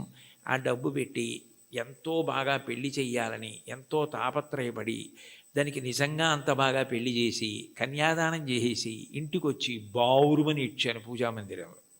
అయ్యో నా కూతురు వెళ్ళిపోతోంది అత్తారింటికని. నేనే కదా కూతురికి పెళ్లి సంబంధం చూసింది, నేనే కదా అవన్నీ చేసింది, మరి కూతురు వెళ్ళిపోతోందని ఏడుపు ఏమిటి అంటే, ఎంత నేననుకుని ఇచ్చేస్తున్నా కూతురు నా ఇంట్లోంచి వెళ్ళిపోతోందని ఏడిచినట్టు భగవంతుని యొక్క భక్తిట మోక్షాన్ని కూడా ఒక స్థితిలో అమ్మో ఆయన ఎందుకు కలిసిపోవడమేనా, ఆయన్ని సేవించడానికి ఇంక అవకాశం ఉంటుందా అంటుంది. భక్తి యొక్క దార్ఢ్యం అలా ఉంటుంది. దానికి సుప్రభాతంలో ఒక విచిత్రమైన శ్లోకం ఉంటుంది, నేను ఇప్పుడు చదువుతుంటాను. అందులో ఆ శ్లోకంలో ఒక మాట అంటారు. అందులో స్వామివారిని స్వర్గాపవర్గ నిరపేక్ష నిజాంతరంగా కల్పాగమా కలనయా కులతాం లభంతే శ్రీవేంకటాచలపతే తవ సుప్రభాతం అంటారు. స్వర్గాపవర్గ నిరపేక్ష నిజాంతరంగా తద్గోపురాగ్రశిఖరాణి నిరీక్షమాణా. స్వర్గము అపవర్గము, ఉత్తమలోక ప్రాప్తి, మోక్షము ఏమిస్తున్నా కూడాట వెళ్ళిపోతూ వెళ్ళిపోతూ ఆనందనిలయ విమానం చూసి అవన్నీ మా కొద్ది ఇక్కడ ఉంటామంటారు. అంటే భక్తి యొక్క తాత్పర్యం అలా ఉంటుంది. ఆ మనసు భజించి సేవించడానికి అలవాటు పడిపోయిన వాడు పతనం అయ్యేటట్టుగా చూడగలిగినది లోకంలో ఉంటుందా?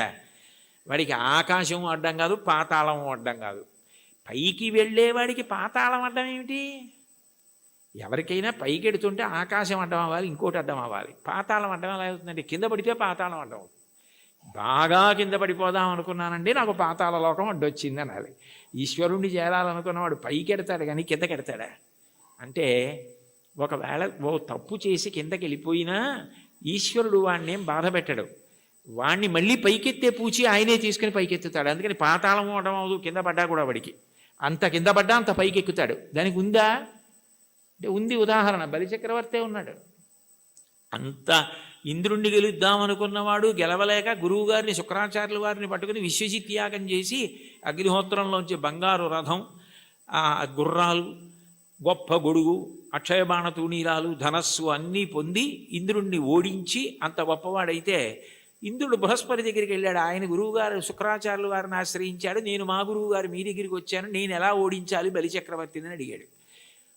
నేనా శుక్రుడా వదిలేయి, గురువుల అనుగ్రహం పొందిన వాణ్ణి పాడు చెయ్యగలిగిన వాడు ఉండడు. బలమునవానికి వృద్ధి వచ్చే, గురువుగారి మాటల వల్ల వృద్ధిలోకి వచ్చాడు.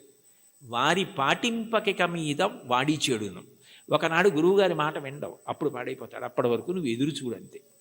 గురువుగారి మాట వినకుండా ఎప్పుడు ఉంటాడో అప్పటి వరకు ఎదురు చూస్తూ ఉండన్నాడు. గురువుగారి మాట వినకుండా చేయగలిగిన వాడెవరు? ఆ తెలివితేటలు ఒక్క విష్ణువే. అందుకే ఆయన వామనమూర్తిగా వచ్చాడు. వచ్చి 3 అడుగులు చాలన్నాడు. 3 అడుగులు ఏమిట్రా బాబు, నేను మహారాజుని, నువ్వు ఏమైనా అడుగు, గొడుగు, ఆఖరికి నీకు నేను ఏవైనా పెద్ద పెద్దవి ఇస్తాను తప్ప ఇది ఎక్కడి ప్రారంధం, నువ్వేమో 3 అడుగుల నేల ఇమ్మంటా ఏమిటి? 3 అడుగుల నేల అడక్కు, ఇంకేమైనా అడుగు, ఇంకేమైనా అడిగని పాపం ఎన్ని అడిగాడు. వరచేలములో, మాడలో, ఫలములో, వన్యంబులో, గోవులో, హరులో, రత్నములో, రథములో, విరుష్ణాన్నమో, కన్యలో, కరులో, కాంచనమో, నికేతనములో, భూములో, ధరణీఖండమో కాక ఏమడిగేదో ధాత్రి సురేంద్రోత్తమ, ఏం కావాలో అడుగన్నాడు. అబ్బెబ్బే ఒంటివాడ నాకు 1-2 అడుగుల మేరయిమ్ము సొమ్ము మేరయ్యొల్ల కోర్కె తీర బ్రహ్మ కూకటి ముట్టెద దానకుతుక సాంద్ర దానవేంద్ర, నేను ఒంటివాణ్ణి, నాకు 1-2 3 అడుగులు అన్నాడు. 2 అడుగులతో భూమి ఆకాశాలు కొలిచి 1 అడుగు బలిచక్రవర్తి తల మీద పెడతాడు. 1-2 అన్నాడు, 3 అడుగులు అనలేదు. ఇమ్మన్నాడు, ఇస్తానన్నాడు. ఇస్తానంటే శుక్రాచార్యులు వారు పరిగెత్తుకొచ్చారు. ఒరే నాయన, వచ్చినవాడు విష్ణువురా, ఇవ్వకు పాడైపోతామన్నారు. విష్ణువు అయితే మాత్రం నాకు పట్టిన గొప్పతనం ఎవరికి పట్టింది? ఆదిన్ శ్రీసతి కొప్పుపై తనువుపై అంశోత్తరీయంబుపై పాదాబ్జంబులపై కపోలతటిపై పాలిండ్లపై నూత్న మర్యాదంచెందు కరంబు క్రిందగుట ఆపైనా కరంబుంట మేల్ కాదే రజ్యము గిజ్యమున్ సతతమే కాయంబు నాపాయమే.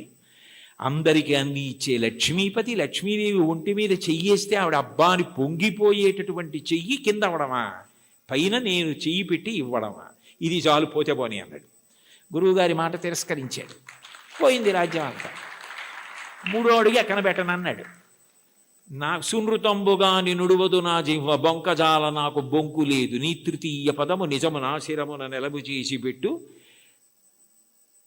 ఈశ్వరా అన్నాడు. నేను అబద్ధం అన్నాయా?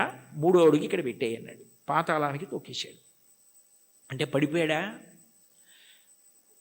ఏదైనా పోగొట్టుకున్నాడు, కానీ మాట తప్పకుండా భక్తితో అలాగే నిలబడ్డాడు. ఆ భక్తికి ఆయన ఏం చేశాడు? తాత్కాలికంగా నువ్వు అలా ఉంటావు, కానీ సావర్ణి మనువు వేళకు దేవేంద్రుడుండకు నితడు దేవతలకు దుర్భాసితమకు నాచోటికి రావింతును అందు మీద రక్షింతు దయన్. నేను సావర్ణి మనువు వేళకి ఇతన్ని నేను దేవేంద్రుణ్ణి చేస్తాను, అప్పుడు ఎవరు ఇతన్ని ఏం చేయరు. ఇతను పాతాళంలో ఉన్నా నా సుదర్శన చక్రం కాపాడుతుంది, రోగాలుండవు, ఇతన్ని ఎవ్వరూ ధిక్కరించడానికి వీల్లేదు. ఇతను దేవేంద్ర పదవి అయిపోయిన తర్వాత చూడ్డానికి కూడా వీలు కాని వైకుంఠానికి ఇతన్ని పిలిపించి నా యందు ఐక్యం చేసుకుంటానని వరం ఇచ్చాడు. పాతాళానికి పోతే మాత్రం ఏమైనా అడ్డమైందా? మళ్ళీ ఎగిరి ఎంత దూరం వెళ్ళాడు, ఏ స్థాయికి వెళ్ళాడు? భగవంతుని యందు భక్తి నిలబడినది నిజమైతే నిన్ను అడ్డగలిగినది లేదు. అటువంటి వాడికి కైలాసమే కనపడినా, బ్రహ్మలోకమే కనపడినా, త్రోవలో వెళ్ళిపోతున్నప్పుడు ఒక వ్యక్తి దాహం తీర్చుకోవడానికి ఆగి ఒక్కసారి చలివేంద్రంలో నీళ్లు తాగి వెళ్ళిపోయినట్టు ఆగి చూసి వెళ్ళిపోయే లోకాలే తప్ప, అబ్బాయి ఇవి బాగున్నాయని వాడు ఆగిపోడు. అవే బ్రహ్మలోకం. కైలాసాదులు కూడా ఆయనకి త్రోవలోకి వచ్చినా, అమరావతి వచ్చినా, స్వర్గమే వచ్చినా ఆయన ఆగడం. ఎందుకంటే ఆయన దృష్టి అంతా ఎప్పుడూ భగవంతుని యందు రమిస్తూ ఉంటుంది, ఆయన ఎందే కలుస్తాడు. దానికి కావలసినది సద్గురు బోధ అంటారు. చెప్పకుండా చెప్పడం, అన్యాపదేశోపదేశము అని పైకి చెప్పకుండా చెప్పడం. నేర్చుకోవలసినది ఏమిటంటే ఎప్పుడూ భగవంతుణ్ణి స్మరించగలిగినటువంటి మనసుని నీలో నువ్వే పెంపొందించుకో. ఉద్ధరేణ ఆత్మనాత్మానం ఆత్మానవసాదయేత్ ఆత్మైవరాత్మనా బంధు ఆత్మైవ రిపురాత్మన. నిన్ను నువ్వు ఉద్ధరించుకోవాలి. నీకు ఆకలిస్తే నువ్వు అన్నం తినాలి, నీకు నిద్ర వస్తే నువ్వు నిద్రపోవాలి. నిన్ను నువ్వు ఉద్ధరించుకోవాలి. నీకు నువ్వే మిత్రుడు, నీకు నువ్వే శత్రువు. నీ మనసు లౌకిక విషయముల యందు మాత్రమే అనురక్తమైతే నిన్ను బాగు చేయగలిగిన వాడు ఎవ్వరూ ఉండడు. నీ మనసు భగవంతుని యందు రమించడం అలవాటైతే నిన్ను ఎవ్వరూ ఉద్ధరించక్కర్లేదు. అది నీ అంత నువ్వుగా ఆ భక్తికి ముహూర్తాలు ఉండవు. వచ్చే ఏకాదశి నుంచి భక్తిగా ఉంటానండి అంటే అదేమైనా శంకుస్థాపన, గృహప్రవేశమా? భక్తిగా ఉండడం అన్నది మనసులో భగవంతుని యొక్క చింతన చేత వస్తుంది. ఎంతటి మహోపకారి అన్న భావన అది కలిగితే ఆయన ఆరాధన యందు లౌల్యము కలుగుతుంది. ఎప్పుడెప్పుడు ఆరాధిస్తానా, ఎప్పుడు కాళ్ళు కడుగుతానా, ఎప్పుడు అర్ఘ్యం ఇస్తానా, ఎప్పుడు ఆచమనీయం ఇస్తానా అని మనసు కొట్టుకుపోతుంది. అర్చాలౌల్యా సంతతం చంద్రమౌళే పౌనఃపుణ్యం విష్ణునాంనాంచ పాఠ ఏకం చాసౌ బోధతే దేవతానాం అంటారు మహాస్వామి వారి గురించి. అటువంటి స్థితి కలుగుతుంది. కాబట్టి అటువంటి వాడికి ప్రతిబంధకమేది, ఆపగలిగినది ఇది, అది నేర్చుకో అని చెప్పడం అన్యాపదేశం, ఉపదేశం. అంత గొప్ప పరమ భాగవతోత్తములై భగవంతుణ్ణి చేసిన స్తుతి పాఠాలలో కూడా ఇటువంటివి పద్యాలు, శ్లోకాలు కనపడుతూ ఉంటాయి. ఈ కీర్తనకి సంబంధించినంత వరకు ఎదురుగుండా ఉన్నటువంటి వెంకటేశ్వరుణ్ణి, తిరుమలలో విరాజమానుడైన వెంకటేశ్వర స్వామి వారి ఎదుట నిలబడి, అది కేవలం ప్రతిమ అన్న భావన కాకుండా ఆయన వెంకటేశ్వరుడే, ఆయన సాక్షాత్తు శ్రీమన్నారాయణుడే అన్న భావనతో అన్నమాచార్యుల వారు మాట్లాడుతున్నటువంటి కీర్తన. అంటే యద్భావం తద్భవతి. అసలు ముందు మనం ఆరాధన చేసే మూర్తి అది విగ్రహం కాదు, అది పరమాత్మ అన్న భావన మనకుంటే పరమాత్మగానే ప్రతిస్పందిస్తాడు. వెంకటేశ్వరుణ్ణి దర్శించినటువంటి అన్నమాచార్యుల వారు ఆయన సాక్షాత్ శ్రీ మహావిష్ణువే అన్న ఉద్దేశ్యంతో ఆయనతో మాట్లాడుతున్న కీర్తన.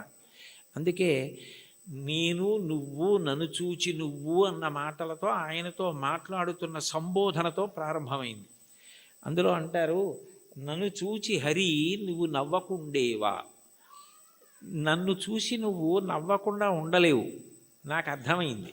అయితే నవ్వడం అనేటటువంటి మాటలో పరిహాసం చేయడం ఒక ఎత్తు. అంటే నువ్వు చేసేది తప్పు, నువ్వు చేసేది సరైన పని కాదు, అయోగ్యమైనది, అనౌచిత్యమైనది అన్నప్పుడు పరిహాసాస్పదంగా ఆయన నవ్వడం వేరు. వెంకటేశ్వరుడి నవ్వు శుచిస్మిత. రామాయణంలో అంటారే, తృణమంతరత కృత్వా ప్రత్యువాచ శుచిస్మిత అంటారు. ఒక కన్నతల్లి పసిబిడ్డడి యొక్క అమాయకత్వానికి ఎంత శుద్ధమైన నవ్వు నవ్వుతుందో, ఎంత పవిత్రమైన నవ్వు నవ్వుతుందో, భగవంతుని యొక్క నవ్వు అంత పవిత్రంగా ఉంటుంది మనం చేసే అమాయకపు పనులు చూసి. తల్లి ఏదో వేడిగా ఉన్నటువంటి పాయస పాత్ర అక్కడ ఉంటే పిల్లవాడు వెళ్ళి నేను తినేస్తానని పాయస పాత్రలో చెయ్యి పెట్టబోతే, నువ్వు తినలేవురా, అది చాలా వేడిగా ఉంది, నేను చల్లారి పెట్టి పెడతానని చెప్పి ఎంతో ప్రేమగా నవ్వి వాడిని దూరంగా పెట్టి ఉప్పుని ఊది చిన్న చిన్న ముద్దలు వాడి నోట్లో ఎంత ప్రేమతో తినిపిస్తుందో అంత ప్రేమతో నవ్వుతాట భగవంతుడు. అందుకని భగవంతుని యొక్క నవ్వు శుచిస్మిత, మందహాసం, చిన్న నవ్వు నవ్వుతాడు అని. అందుకని మూకశంకర్లు మందస్మిత శతకం చేశారు. 100 శ్లోకములు ఆయన నవ్వు మీద చేశారు, అమ్మవారి నవ్వు మీద. అటువంటి భగవంతుడు దేనికి నవ్వుతున్నాడు అన్నమాచార్యుల వారిని చూసి అంటే, ఆయన నేను ఈ మార్గం పట్టుకున్నాను కాబట్టి నేను తరిస్తాను అని అనుకుంటున్న వాళ్ళని చూసి నవ్వుతాట. ఎందుకని అంటే, ఏ మార్గం మీరు పట్టుకున్నా అది ఎక్కడ వరకు తీసుకెళ్ళగలదు అంటే భగవంతుడు ఉన్న చోటుకి తీసుకెళ్ళగలదు, భగవద్ దర్శనం చేయించలేదు. మీకు అదేదో నేను గొప్ప కోసం చెప్పట్లేదు, ఉదాహరణ మీకు బాగా పట్టుకోవడానికి చెప్తున్నాను. మీకు నన్ను చూడాలి అని అనిపించింది అనుకోండి, ఆయన ఎక్కడ ఉంటారండి అని అడుగుతారు. ఏదో పలానా చోట ఉంటారండి అని చెప్పారనుకోండి, మీరు అక్కడికి రాగలరు. కానీ తలుపు తీసి మా అబ్బాయి ఇవాళ ఆయన ఎవరిని చూడాలనుకోవట్లేదండి, ఆయన ఏదో చదువుకుంటున్నారు, నేను ఎవరిని చూడనని చెప్పారు అన్నారనుకోండి, మీరు చూడగలరా నన్ను? సాధ్యం కాదు. కానీ ఎవర్రా అని నేను అడిగాను అనుకోండి, వాడు వచ్చి నాకు ఏదో చెప్పాడు అనుకోండి, సరే ఉండు 5 నిమిషాలు చూసి వస్తాను అని నేను వచ్చాను అనుకోండి, నేను మిమ్మల్ని చూడాలని వస్తే మీరు నన్ను చూడగలరు తప్ప, మీరు చూడాలని వస్తే నా చేత మీరు చూడబడలేరు, మీరు నన్ను చూడలేరు. మీరు నన్ను చూడడం మీ చేతిలో లేదు, నా చేతిలో ఉంది. ఇంత చిన్న విషయమే అలా ఉంటే భగవద్ దర్శనం, భగవద్ అనుభవం మనం పట్టుకున్న మార్గం వల్ల ఫలితంగా వస్తుంది. అదేనా కర్మ అయితే ఈ కర్మ చేస్తే ఈ ఫలితం వస్తుంది అని చెప్పచ్చు. అబ్బాయి నువ్వు ఈ పొలాన్ని దున్నవయ్యా, విత్తనాలు వెయ్యి, ఇలా నీరు పెట్టు, మొక్కలు వస్తాయి అని చెప్పచ్చు. భగవన్మార్గంలో నువ్వు ఈ మార్గాన్ని పట్టుకుంటే నీకు తప్పకుండా భగవద్ దర్శనం అయిపోతుంది, మోక్షం పొందగలవు అనుకుంటే అందులో ఎప్పుడూ 2 అంగుళాలు తక్కువ వస్తుంది. నేను చేస్తున్నాను కర్తృత్వం, దాని చేత ఈ ఫలితం వస్తుంది ఒక ఆశ. ఈ 2 మనసులో ఉండి పాటించిన ఏ పద్ధతి కూడా భగవంతుణ్ణి పూర్తిగా చేరనివ్వదు. అదే భాగవతంలో ఉలూకల బంధనం. యశోద ఎంత ప్రయత్నించి కృష్ణుడి బొజ్జ కట్టేద్దామని తజ్జనని లోగిటంగల రజ్జు పరంపరల తేవంగా ఆ బొజ్జ తిరిగి రాదయ్యే జగజ్జాలములున్న బొజ్జ కట్టందరమే. ఇన్ని తాళ్ళొచ్చి ముళ్ళేసి చుట్టూ తిప్పినా 2 అంగుళాలు తక్కువ వస్తూనే ఉంది. ఏమిటి 2 అంగుళాలే తక్కువ వస్తుంది? ఇన్ని తాళ్ళు ముడేసి పొట్ట చుట్టూ తిప్పినా పొట్టకి తక్కువ అవ్వకూడదు కదా, ఎన్ని తాళ్ళు కలిపి ముడేసినా 2 అంగుళాలే తక్కువ అన్న ఆలోచన ఆవిడికి రాలేదు. ఆవిడ మరిచిపోయింది. ఆవిడ ఇందులో నిమగ్నమైపోయిందంటే ఆయన కడదాం అనుకుంది అంతే. అప్పుడు ఆయన కట్టబడ్డాడు.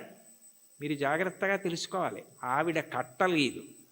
అందుకే వడల చెమటలగయ నొత్తరీయముజార తురుముకున్న విరులు జారిరాల కట్టరాని తనను కట్టెదనని చింత కట్టుకున్న తల్లి కరుణ చూచి. చిక్కడు సిరికౌగిటిలో చిక్కడు సనకాది యోగి చిత్తాబ్జములన్ చిక్కడు శృతిలతి కావలి చిక్కెనతడు లీల తల్లి చేతన్ రోలన్. ఆయన వేదమంత్రాలకి దొరకడు, ఆయన లక్ష్మీదేవి కౌగిటికి దొరకడు, ఆయన సనకసనందనాథుల మనస్సులో ఎందు దొరకడు. కానీ ఆయన దొరికిపోయాడు యశోదకి. ఎందుకు దొరికిపోయాడు అంటే ఆమె ఎందుకు చేస్తోందన్నది ఆమె మరిచిపోయి ఆయన ఆయనని కట్టడం అన్న దాంట్లో 2 అంగుళాలు తక్కువ వచ్చాయన్నది ఆవిడ మరిచిపోయినప్పుడు కట్టబడ్డాడు. నేను ఇది చేస్తున్నాను, ఈ మార్గం పట్టుకున్నాను, దీనివలన ఇది కలుగుతుందని నువ్వు మరిచిపోయి ఆనందంతో అది చేసినప్పుడు ఆయన నీ చేత బంధింపబడతాడు. అదే మహాభారతంలో సహదేవుడు కట్టడం, అదే భాగవతంలో యశోద కట్టడం. అది లేనప్పుడు నేను ఒకటి పట్టుకుని ఇదిగో ఇది చేసుకొచ్చేస్తున్నాను కాబట్టి నీ దగ్గరికి వచ్చేస్తున్నాను, నువ్వు నాకు వశపడిపోతావంటే నేను గొప్ప ఆయన గొప్ప? అప్పుడు దానికి ఒక పాఠ్య ప్రణాళిక ఉంది. ఇలా చేసేస్తే ఆయన దొరికిపోతాడని. అలా ఎక్కడుంది స్వామి? అలా ఉందా అని చెప్పడానికి మనసుకు గోచరమా మాటలకు గోచరమా? మనసుకి నువ్వు దొరికిపోతావా? ఎలా దొరికిపోతావు? పటకార అంటారు లోకంలో. పటకార అంటే కింద మరుగుపాల గిన్నె ఉంటుంది, పైన నా చేత్తో పట్టుకుంటే పటకార ఏం చేస్తుంది? మరుగుపాల గిన్నెని పట్టుకుంటుంది. నేను గట్టిగా పట్టుకుని పక్కన దింపేస్తాను మరుగుపాల గిన్నెని. ఆ మరుగుపాల గిన్నెని పట్టుకున్న పటకార నేనే పట్టుకుంటున్నాను మరుగుపాలని అనుకుంది అనుకోండి, నేను పైన పట్టుకోవడం మానేశాను అనుకోండి, పట్టుకోగలదా? నేను పట్టుకుంటుంది కాబట్టి దాని పేరు పటకారని పేరు. ఈశ్వరుడి యొక్క చైతన్యము పడితే మనసు పనిచేస్తుంది. అసలు ఈశ్వర చైతన్యం పడకుండా మనసు ఎలా పనిచేస్తుంది? సంకల్ప వికల్పములు ఎక్కడి నుంచి వస్తాయి? నానాఛిద్రఘటోదర స్థిత మహాదీప ప్రభాభాస్వరం జ్ఞానం యస్యతు చక్షురాదికరణ ద్వారా బహిస్పందతే జానామీతి తమైవ భాంతమనుభాచ్యే తత్సమస్తం జగత్ తస్మై శ్రీ గురుమూర్తయే నమైదం శ్రీ దక్షిణామూర్తయే అంటారు దక్షిణామూర్తి అష్టకంలో. మనసు మాత్రం ఆయన ప్రభావం, వాక్కు ఆయన ఇచ్చినది. నేను ఇప్పుడు దీనికి ఇలా వ్యాఖ్యానం చేయాలంటే నేను ఎన్ని రోజులు చదువుకురాను దాన్ని? ఇక్కడ ఉన్న సమయాన్ని బట్టి ఏదో చెప్పాలంతే. నాకేదో భావన వచ్చిందనుకోండి, ఆ భావన నాలో కదిలినప్పుడు మూలాధార చక్రం దగ్గర నుంచి పైకొచ్చిన గాలి బ్రహ్మరంధ్రం దగ్గరికి వెడితే నువ్వు అట్లా నిర్గమించకూడదు, సమయం రాలేదని వెనక్కి తోసేస్తే నోటిలోకి వచ్చి నిలబడిన వాయువుని నాలుక కదిలి నొక్కితే సొట్టలు పడి గాలి అక్షరములై నా నోట్లోంచి బయటకు వస్తున్నప్పుడు అక్షరములు పదములై పదములు వాక్యములై నా భావనని పట్టుకుని ఆకాశగతమై వచ్చి మీ చెవులలోంచి లోపలికి వెడితే నా భావాలు మీ భావాలు అవుతున్నాయి. సభాభ్య సభాపతిభ్యశ్చ భో నమో నమో. అది చేస్తున్నవాడెవరు? నేను మాట్లాడుతున్నానంటే అర్థం ఎక్కడుంది దానికి? ఇది నేను వెళ్ళిపోయిన తర్వాత నేనే చెప్పాను వ్యాఖ్యానం అంటే ఇది అది చెప్పింది, నేను చెప్పింది అది చెప్పింది. ఇది నాకు మైకు, నేను ఆయనకి మైకు. లోపల నుండి ఆయన చెప్తే నేను మైకు తప్ప నేను చెప్పడం ఏంటి?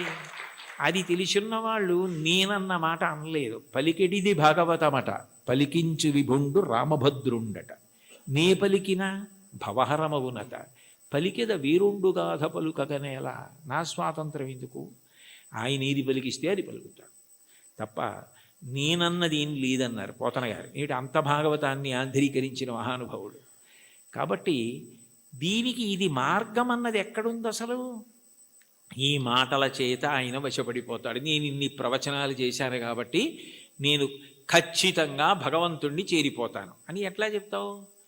ఆయన అనుగ్రహం నీ చేత మాట్లాడించింది. నీవు మాట్లాడడంలో నిన్ను నువ్వు మరిచిపోతే మాట్లాడడం నీ నిప్పి మరిచిపోవడానికి, నీ బాధ మరిచిపోవడానికి కూడా కారణమైపోతాయి. నిజంగా నీకేదో నొప్పిగా ఉంది, అయినా మాట్లాడడంలో నువ్వు ఆ నొప్పి మరిచిపోతున్నావు అంటే అన్నీ మరిచిపోవడానికి నీకున్నది సాధనం అయిపోతాయి. అప్పుడు ఈశ్వరుడు వశపడతాడు.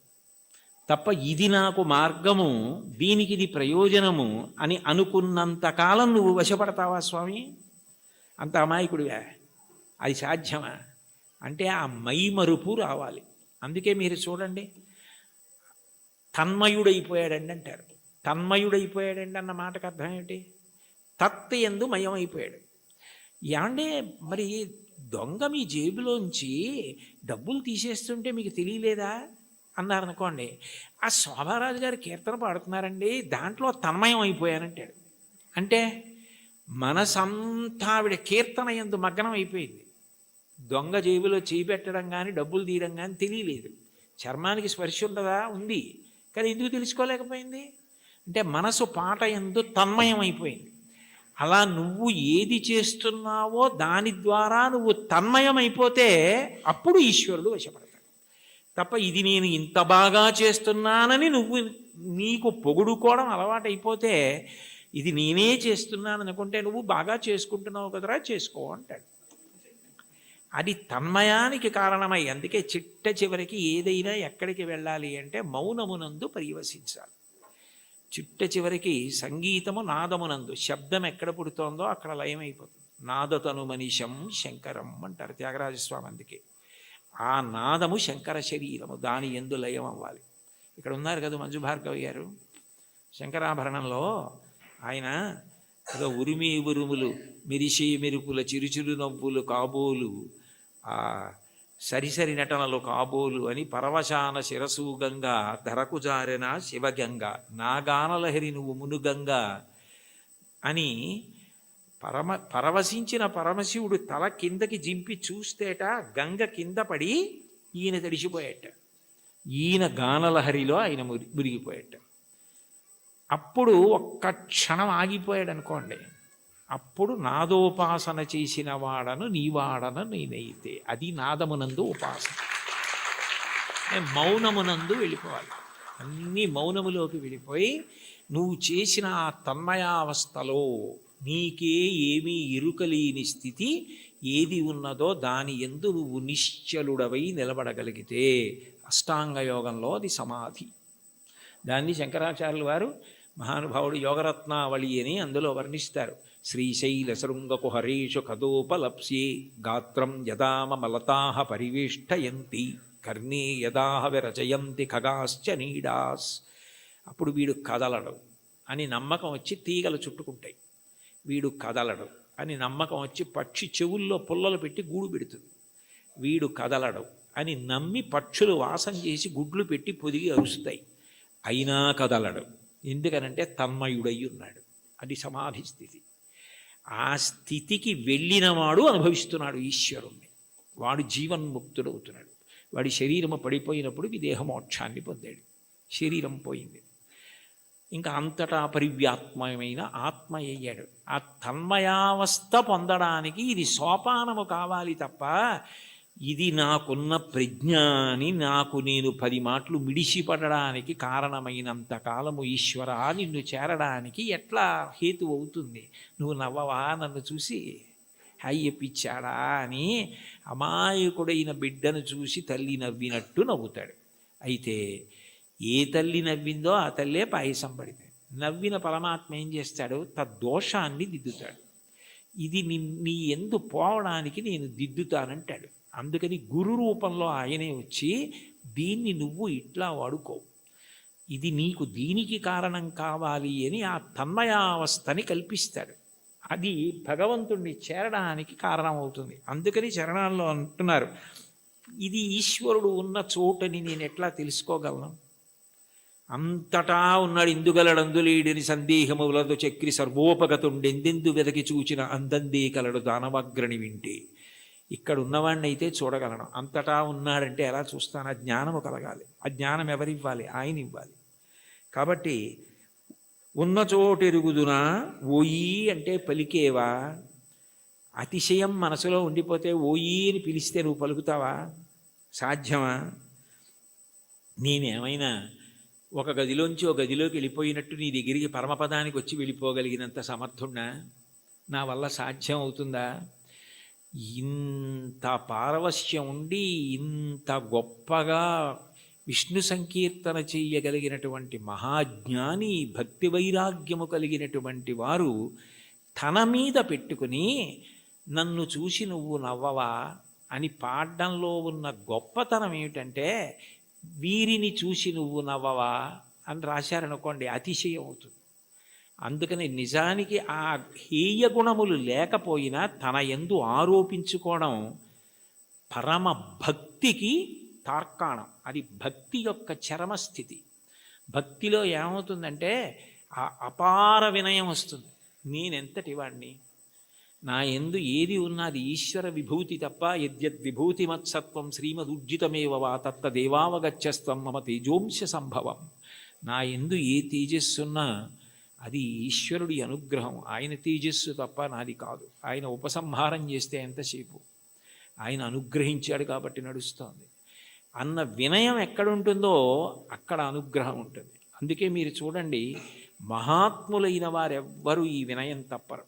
అంతటి మహానుభావుడు శంకరాచార్యులు వారు పశుమాం సర్వజ్ఞ ప్రథిత కృపయా పాలయ విభో అన్నారు. నేను పశువుని, నువ్వు పశుపతివి అన్నారు. అవినయమపనయ విష్ణోహో అన్నారు షట్పదీ స్తోత్రంలో. నాకు అవినయాన్ని తీసి వినయాన్ని కటాక్షించు స్వామి అన్నారు. భాగవతోత్తముల యొక్క గొప్ప గుణం ఏమిటంటే ఎప్పుడు వారు ఇది నాది అన్న భావన పొందరు. వారికి అన్నింటికన్నా చదవడానికి భయమైంది ఏమైనా ఉంటే ఏంటంటే సన్మానపత్రం. ఎందుకంటే అది చదువుకుంటే నేను ఇంత వాడిని ఏమైనా అభిప్రాయాలు ఏర్పడిపోతాయేమో అని భయపడి కనపడకుండా దాచేది ఏదైనా ఉంటే సన్మానపత్రమే తప్ప, ఇది నా యందు ఉన్న విభూతి నా గొప్ప అని అనుకుంటే దూరం జరగడం అవలా. అది ఆయన నన్ను లాక్కోవడానికి కట్టుకున్న తాడు. ఆయన తాడు కట్టి నన్ను లాక్కుంటున్నాడు. అంటే రాగస్వరూప పాశాఢ్య, ఈ రాగము తీసి ఆవిడ భక్తిపాశం వేసి తన దగ్గరికి లాక్కుంటాడు. నాకే ఉంది, ఏమీ లేదు, నేనేం పెద్ద చదువుకోలేదు, మహావిద్వాంసుణ్ణి గాను, సమస్త శాస్త్రములు తెలిసున్నవాణ్ణి గాను, అయినా వీడెలా తరించాలి? అందుకని వీడికి ఏదో 4 మాటలు మాట్లాడడం అన్న లక్షణాన్ని ఇస్తే తగుదునమ్మా అని బయలుదేరుతాడు. ఏదో గంటన్నర మాట్లాడతాడు. ఇది అడ్డు పెట్టి నా దగ్గరికి లాక్కుంటానని ఆయనే ఆ పాశం వేసి తన దగ్గరికి లాక్కుంటున్నాడు. ఇదంతా నాదే అంటే నేను మాట్లాడకపోతే ఈ మైక్ ఎంతో, ఆయన మాట్లాడకపోతే నేనంతే. అది తెలుసుకుంటే చాలు. ఆ వినయాన్ని ప్రతిపాదించి ఈశ్వరుణ్ణి చేరడానికి మార్గములు కావు. ఏ మార్గము పట్టినా ఆ మార్గము ద్వారా నువ్వు కాదు కర్తృత్వంతో చేరేది. ప్రీతి పొంది ఈశ్వరుడు లాక్కోవాలి, ప్రీతి పొంది ఈశ్వరుడు కలుపుకోవాలని గుర్తుపెట్టుకో, వినయాన్ని నిలబెట్టుకో. అది తాత్పర్యం కీర్తనకి. చాలు. ఏకశబ్ద సమ్యజ్ఞాత సృష్టప్రయుక్త స్వర్గే లోకే కామదుద్భవతి. ఒక్క మాట పరిపూర్ణ విశ్వాసంతో చెప్పుకున్నా విన్నా పూర్ణ ఫలితం. ఇప్పుడు ఆ కీర్తన అంతా చెప్పారనుకోండి, నేను 4 నెలలు ఉండాలి ఇక్కడ. కష్టం కదా. ఇది ఇచ్ఛ. వాగ్గేయకారులకు ఉండేటటువంటి ప్రధాన లక్షణం కరుణ. ఆ దయతో లోకానికి హితోపదేశం చేస్తున్నారు. నేను హితోపదేశం చేస్తున్నాను అన్న అతిశయం కాకుండా, చాలదా అంటే మనని ఉద్దేశించి తనని తాను ఉద్దేశించుకుని అంటున్నట్టుగా ఇంకింతకన్నా ఏం కావాలి? హరినామ సౌఖ్యామృతము. అన్నిటికన్నా తేలిక మార్గం ఏమిటంటే భగవంతుని యొక్క నామాన్ని పలకడం. నామము ఏం చేస్తుంది అంటే నామిని తీసుకొస్తుంది. ఇప్పుడు నేను ఇక్కడ కూర్చుని అకస్మాత్తుగా మాట్లాడుతూ శోభారాజు గారు అన్నాను అనుకోండి, ఆవిడ నా వంక తిరుగుతారు. ఎందుకని? నామము నామిని ప్రతిస్పందించేటట్టు చేస్తుంది. భగవంతుని నామము ఒకటే ఉండాలి కదా. ఇప్పుడు నాకు కోటేశ్వరరావు అని పేరు, అంతేకాని నాకు సహస్రనామాలు ఉండవు కదా. మరి ఈశ్వరుడికి ఎందుకు అన్ని నామాలు? అంటే నామములు బాలసారి చేసి పెట్టిన పేర్లు కావు, నామములు గౌణములు. నిర్గుణుడైన భగవంతుడు ఒక్కొక్క గుణాన్ని ఆవిష్కరించినప్పుడు ఒక్కొక్క నామము కింద మారుతుంది. ఉదాహరణకి స్థాణుహు అన్నాను అనుకోండి. స్థాణుహు అంటే సాధారణంగా మనం ఏమంటాం, కదలకుండా ఎవరైనా నించున్నారనుకోండి, నువ్వేమైనా స్థాణువా కదలమే అంటావు. భగవంతుడికి స్థాణువు అని పేరు ఎందుకు వచ్చిందంటే ఇంకా ఆయన అంతటా వ్యాప్తి చెంది ఉన్నాడు, ఇక ఆయన కదలడానికి చోటేది. అందుకని స్థాణుహు. ఒక్కొక్క గుణము వలన ఒక్కొక్క నామం వస్తుంది. మీరు ఏదో ఒక్క నామాన్ని ప్రీతితో పట్టుకున్నారనుకోండి, ఆ నామం పలకడం అలవాటు అయిపోయింది అనుకోండి, కష్టం రానివ్వండి, సుఖం రానివ్వండి, ఏమవనివ్వండి, ఆ నామం పలకడం అలవాటైతే కలియుగంలో దానికి ఒక సౌలభ్యం ఉంది. కలియుగంలో అన్నిటికన్నా తేలిక ఏమిటంటే భగవన్నామం పలకడం. భగవన్నామం పలకడానికి ఎవరు బాగా అలవాటు పడిపోతారో వాళ్ళు ఆ నామిని దగ్గరికి తెచ్చుకోగలుగుతారు. ఆయనే వాళ్ళకి సమీపానికి వస్తాడు. వచ్చి వాళ్ళు తరించడానికి కారణం ఆయనే చూపిస్తాడు. అందుకే కలవు నామ సంకీర్తన. కలియుగంలో భగవంతుని నామం పట్టుకోవడం కన్నా తేలిక మార్గము వేరొకటి లేదు. నాకు మంత్రం రాదు, తంత్రం రాదు, యజ్ఞం రాదు, యాగం రాదు, రాని వాటి గురించి విచారించకు. ఏదో ఒక నామం పలకగలవు కదా, శివ అనగలవు, రామ అనగలవు, ఆ నామం పట్టుకో చాలు. అది ఒక్కటి పట్టుకుంటే అది రెండు ప్రయోజనములు చేస్తుంది. ఒకటి, నువ్వు చేసిన పాపములు ఏవి నిన్ను ఈశ్వరుణ్ణి చేరకుండా ప్రతిబంధకంగా నిలబడతాయనుకుంటున్నావో వాటిని తీసేస్తుంది. రెండు, ఎవరిని నువ్వు చేరాలనుకుంటున్నావో వాణ్ణి నువ్వు ప్రయత్నపూర్వకంగా చేరడం కాదు, వాడొచ్చి నీ దగ్గర నిలబడి వాడు నిన్ను పొందేటట్టు చేస్తుంది. ఎంత తేలికైంది! అందుకే నామస్మరణ ధన్యోపాయం నహి పశ్యామో భవతరణే. కలియుగంలో ఇంకా నామస్మరణ కన్నా భవతరణానికి, సంసార సముద్రమును దాటడానికి మార్గము లేదు. భాగవతంలో అంటారు, నామము ఎంత తేలిక అంటే బిడ్డ పేరు పెట్టి పిలిచిననైన విశ్రామ కేళినైన మిగుల గేలినైన పద్య గద్య గీత భావార్థములనైన కమలనయను తలుప కలుషహరము. మీరు బిడ్డకి పేరు పెట్టుకుని చక్రి అని పేరు పెట్టుకున్నారు, శౌరి అని పేరు పెట్టుకున్నారు. శౌరి శౌరి శౌరి శౌరి అని పేరు అదే పనిగా బిడ్డ పేరు పెట్టి పిలిచినా అది భగవంతుణ్ణి పిలిచినట్టే ఆయన లెక్కలోకి తీసుకుంటాడు. అందుకే కదా అజామీలుడు మోక్షాన్ని పొందాడు. కాబట్టి బిడ్డ పేరు పెట్టి పిలిచిననైన విశ్రామ కేళినైన, ఆడుకుంటూ భగవంతుడి పేర్లు కొన్ని అవతల వాళ్ళు పెట్టుకుని యువతల వాళ్ళు పెట్టుకుని ఆడుకుంటూ పిలుచుకున్నా సరే భగవంతుడు దాన్ని తన నామం ఉచ్చరించడంగానే స్వీకరిస్తాడు. విశ్రామ కేళినైన పద్య గద్య గీత భావార్థములనైన, ఓ పద్యం ద్వారానో గీతం ద్వారానో అర్థం ద్వారానో మీరు హరినామం, భగవన్నామం, శివనామం, ఏదో భగవన్నామాన్ని పట్టుకున్నారనుకోండి, ఆ నామము చాలు తరింపజేసేస్తుంది.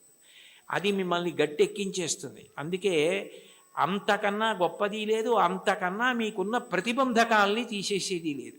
ఏది ఈశ్వరుణ్ణి చేరడానికి అడ్డో దాన్ని ఆ నామం తీస్తుంది. అందుకంటారు పోతన గారు భాగవతంలో, బ్రహ్మహత్యానీక పాపాటములకగ్ని కీలలు హరినామ కీర్తనములు, మధుపాన కిల్బిష మదనాగ సమితికి కేసరుల్ హరినామ కీర్తనములు, తపనీయ శౌర్య తమసంబునకు సూర్య కిరణముల్ హరినామ కీర్తనములు, గురుతల్ప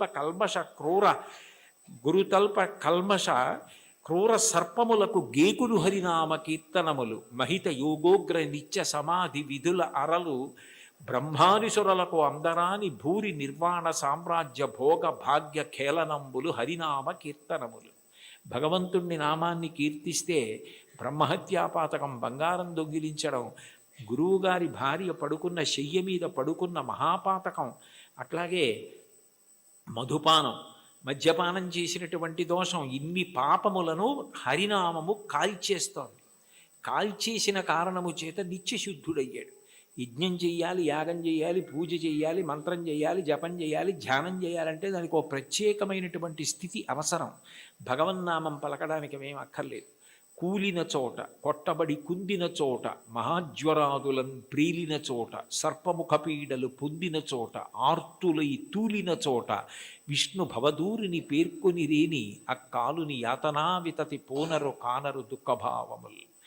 కూలినప్పుడు, కింద పడ్డప్పుడు, పాము కనపడినప్పుడు, ఏదో తగిలి పడిపోయినప్పుడు, జ్వరం వచ్చినప్పుడు భగవన్నామం పలకడం అలవాటైనటువంటి వాడు భగవంతుణ్ణి పొందుతాడు. కలియుగంలో భగవన్నామం పలకడం కన్నా తేలికైన మార్గము వేరొకటి లేదు.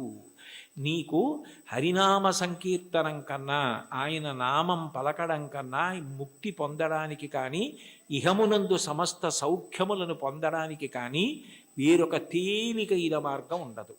చూడండి, ఏదైనా ఇచ్చి చాలదా, ఇది సరిపోదా నీకు అంటారు. అంటే ఇంకింతకన్నా ఏం కావాలి? చాలదా? హరినామ సౌఖ్యామృతము. హరినామము అన్న సౌఖ్యామృతం అది. ఆ ఆ అమృతం, ఆ నామం పలికిన వాడు ఎవరున్నాడో ఇక వాడు సమస్తమును దాటిపోతాడు. అందుకే బ్రతికియున్నన్నాళ్ళు నీ భజన తప్పను కాని మరణకాలమునందు మరతు నీవు. ఆ వేళ యమదూతల ఆగ్రహంబున వచ్చి ప్రాణముల్ పెకలించి పట్టునప్పుడు కప వాత పైత్యముల్ కప్పగా శ్రమచేత కంపముద్భవమంది కష్టపడుచు నారాయణాయంచుని నా జిహ్వతో నిన్ను పిలుతునో శ్రమచేత పిలువలేను. నాటికిపుడి నీ నామస్మరణ చేతు చివునిడవయ్య భూషణ వికాస శ్రీధర్మపుర నివాస దుష్ట సంహార నరసింహ దురిత దూర అంటారు. నామం పలికితే భగవంతుడు అంత ప్రీతి పొందుతాడు. కలియుగంలో నామం చెప్పడం ఇల్లు తుడుచుకోవడం లాంటిది. దుమ్ము పడ్డా పడకపోయినా 2 పూట్ల ఇల్లు ఎలా తుడుచుకుంటారో అట్లా రోజు కాసేపు భగవన్నామం చెప్పడం అలవాటైతే వాడు తరించడానికి అది మార్గం అవుతుంది. అందుకే కంచి కామకోటి పీఠాధిపత్యం వహించిన మహాపురుషులు అపర శివావతారులు నడిచే దేవుడని పేర్గాంచిన 68వ పీఠాధిపతులు శ్రీ శ్రీ శ్రీ చంద్రశేఖరేంద్ర సరస్వతి మహాస్వామి వారు పెద్ద పెద్ద సభలలో వేల జనం మేము డబ్బిస్తాం, పళ్ళిస్తాం, బట్టలు ఇస్తామంటే అవేమీ వద్దు, ఈ పేద సన్యాసి మీ నుంచి కోరుకున్నది మీరు ఇవ్వగలిగినది అడుగుతాడు, అందరూ ఇవ్వగలరు, ఇస్తారా అని అడిగేవారు. ఒక రోజులో 2 నిమిషాల సమయం నాకు ఇచ్చేయండి, ఆ సమయం మీది కాదు కాబట్టి ఆ 2 నిమిషాలు భగవన్నామం చెప్పండి చాలనేవారు. అంటే భగవన్నామం అంత గొప్పది. భగవన్నామం క్రమంగా జ్ఞానం వైపుకి తీసుకెడుతుంది. మీరు రోజు నామాలు చెప్పుకోవడం అలవాటైందనుకోండి, లలితా సహస్రం రోజు చదువుతుంటే కొన్నాళ్ళు పోయాక ఎందుకు అమ్మవారి నామాల్లో రాగస్వరూప పాషాఢ్య క్రోధాకార అంకుశోజ్వల మనోరూపేక్షుకోదండ పంచతన్మాత్రసాయక ఏమిటి ఆ నామాలకు అర్థం అని తెలుసుకోవాలనిపిస్తుంది. ఆ నామాలకు అర్థం తెలిస్తే తత్వం తెలుస్తుంది, తత్వం తెలిస్తే పరవశం కలుగుతుంది, పరవశం కలిగితే మీరు మిగిలినది మర్చిపోతారు. అక్కడ ఈశ్వరుని యొక్క అనుగ్రహం. దానికి నేను ఒక ఉదాహరణ చెప్పాలి అంటే, మీకు లలితా సహస్రం అర్థం బాగా తెలిసిందనుకోండి, మీరు చదువుతున్నారు లలితా సహస్రం, నవచంపక పుష్పాభనాసాదండ విరాజిత అనో, లేకపోతే ఏదో అమ్మవారి యొక్క కబరీబంధంలో తిరుగుకునేటటువంటి పువ్వులు ఉంటాయి కదా, ఆ పూల దండ గురించో ఏదో మీకు ఆ నామం వచ్చింది. వచ్చేటప్పటికి చంపకాశోక పున్నాక సౌగంధిక లసత్కచ అని నామం వచ్చింది. మీకు అమ్మవారి నల్లటి కబరీబంధం, దాని మధ్యలో ఉన్న చూడామణి, తలకి అటు ఇటు పెట్టుకున్న సూర్యచంద్రులు, పాపటలో పెట్టుకున్న కుంకం, ఆవిడ ఇలా పెట్టుకున్నటువంటి ఆ చూడామణితో కూరుకున్నటువంటి ఆభరణ విశేషం, అమ్మవారి కబరీబంధంలో పెట్టబడినటువంటి సింహాచల సంపంగి పూల దండ, అశోక పుష్పాల దండ, ఇవన్నీ కనపడి ఆ కబరీబంధం వంక మనసు నిలబడిందనుకోండి, మీకు తెలియకుండా మీరు ఏం చేస్తారంటే తర్వాత నామం చెప్పలేరు. చంపకాశోక పున్నాక సౌగంధిక లసత్కచ, చంపకాశోక పున్నాక సౌగంధిక లసత్కచ, చంపకాశోక పున్నాక సౌగంధిక లసత్కచ అంటుంటారంటే మీ మనసంతా కూడా అమ్మవారి కబరీబంధమునందు లయమైపోయింది. ఆ కొప్పు ముడిని చూస్తారు. అప్పుడు భార్య ఎవరో అటువైపు వచ్చి, ఏమిటి ఈయన ఇవాళ లలితా సహస్రం ఇదే నామని చెప్తున్నారు, మరిచిపోయారా ఏమిటా అని కురివిందమణి శ్రేణి కనత్కోటి ఇరమండిత అందనుకోండి, పాడు చేసేసావేనా ధ్యానం అంటే అక్కడ మనసు లయమైంది, ఇంకా మిగిలినవి ఏవి గుర్తు రావట్లేదు. అమ్మవారి కబరీబంధ దర్శనం చేస్తున్నాడు. నామాల యొక్క అర్థం తెలిసిందనుకోండి, అదే భగవత్తత్వం. ఆ భగవత్తత్వం తెలిసిందనుకోండి పరవశం, పరవశమే మీ యొక్క ధ్యాన స్థితికి కారణం. అప్పుడు ఏమవుతుందంటే మీకు ఏది చూస్తున్నా నామవైభవము, ఆ ఈశ్వర తత్వం మీ యందు ప్రకాశిస్తూ మీకు గొప్ప ఆనందాన్ని ఇస్తాయి. చాలదా హరినామ సౌఖ్యామృతము, అది మీకు ఏమి ఇవ్వలేదు కనుక మీకు ఏదైనా ఇస్తుంది. ఇది ఒకటి హరినామమెంతైన చాలదా చెదరకి జన్మముల చెరలు విడిపింప. ఇన్ని జన్మాలు ఒకటా రెండా, నానానేక పయూధముల్ వనములోనన్ పెద్ద కాలము సన్మానింపం 1,00,00,000 కోటి కరణీనాథుండనయ్యుండి మద్దానంభ పరిపుష్ట చందన లతాంత ఛాయలందుండలేక నీరాశ ఇతేల వచ్చిది భయం బిట్లో కది ఈశ్వర అంటాడు గజేంద్రుడు. 10 లక్షల కోట్ల భార్యలు నాకన్నాడు. అంటే నిజంగా అప్పుడే ఎన్ని జన్మలిత్తానో, ఎంతమంది భార్యలో, ఎంతమంది పిల్లలో, పునరపి జననం పునరపి మరణం పునరపి జనని జఠరే చైనం ఇహ సంసారే బహుదుస్తారే కృపయాపారే పాహి మురారే. ఆ జన్మ పరంపర నుంచి విడిపించడానికి ఒక్క నామం చాలదా? చాలదా హరినామ సంకీర్తనము? మదినొకటి హరినామమింతైన చాలదా 10,000 నరక కోపముల వెడలింప. 10,000 నరక కోపముల యందు పడవలసిన పాపాలు తీసేయడానికి ఒక్క నామ సంకీర్తనం చాలు. ఎంత పెద్ద దూది పర్వతమైనా కాలిపోవడానికి ఒక్క నిప్పు రవ్వ చాలు. ఒక్క నామం చాలు, ఎంత సంచితమైన దగ్ధమైపోతోంది. కలదొకటి హరినామ కనకాద్రి చాలదారి బంగారు కొండ. తొలగుమని దారిద్ర్య దోషంబు చెరచ. లేదన్న బాధ పాపము వలన వస్తే పాపమును తొలగించడానికి ఆ నామం చాలు. తెలివొకటి హరినామ దీపమది చాలదా కలుషంపు కఠిన చీకటి పారద్రోల. కఠినమైన అజ్ఞానమనే చీకటిని పారద్రోలడానికి భగవన్నామం అన్న దీపం చాలు. అయితే చివర పెద్ద ముడేశారు. భగవన్నామమునందు అనురక్తి దేనికి కలుగుతుంది అంటే భాగవతులతో కలిసి తిరిగితే వస్తుంది. వాళ్ళు ఎప్పుడూ భగవన్నామని చెప్పుకున్నంత పరవశించిపోతాడే. ఆయనతో ఉంటే ఎప్పుడు ఆ భగవత్కథలు భగవద్వైభవం అలా తలుచుకు మురిసిపోతూ ఉంటాడని మనకి కూడా అబ్బుతుంది. అందుకని కావలసింది ఏమిటంటే సత్సంగం, సత్పురుషుల సహవాసం. వాళ్ళని మనం గుర్తుపడతాం, కానీ వాళ్ళు మనని గుర్తుపెట్టి పేరు పెట్టి పిలిస్తే అంతకన్నా గొప్పతనం లేదు.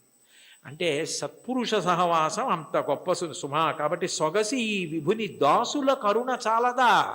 సత్పురుష సహవాసము చేత నామమునందు తాదాత్మ్యత కలుగుతుంది. ఇది నాకు కావాలి. ఆ నామమును పట్టుకోండి చాలు. అంటే చాలా తేలిక మార్గాన్ని ఇందులో ఉపదేశం చేసి, అబ్బాయి చాలా చిన్నది ఇచ్చాను అనుకుంటున్నావా, ఇది చాలదా, ఇంకింతకన్నా ఏమిటో, ఇంకింతకన్నా ఏం లేదు. ఎంత బాగా మాట్లాడారో, ఎంత అనునయంగా మాట్లాడారో, చాలదా? అయిపోయింది.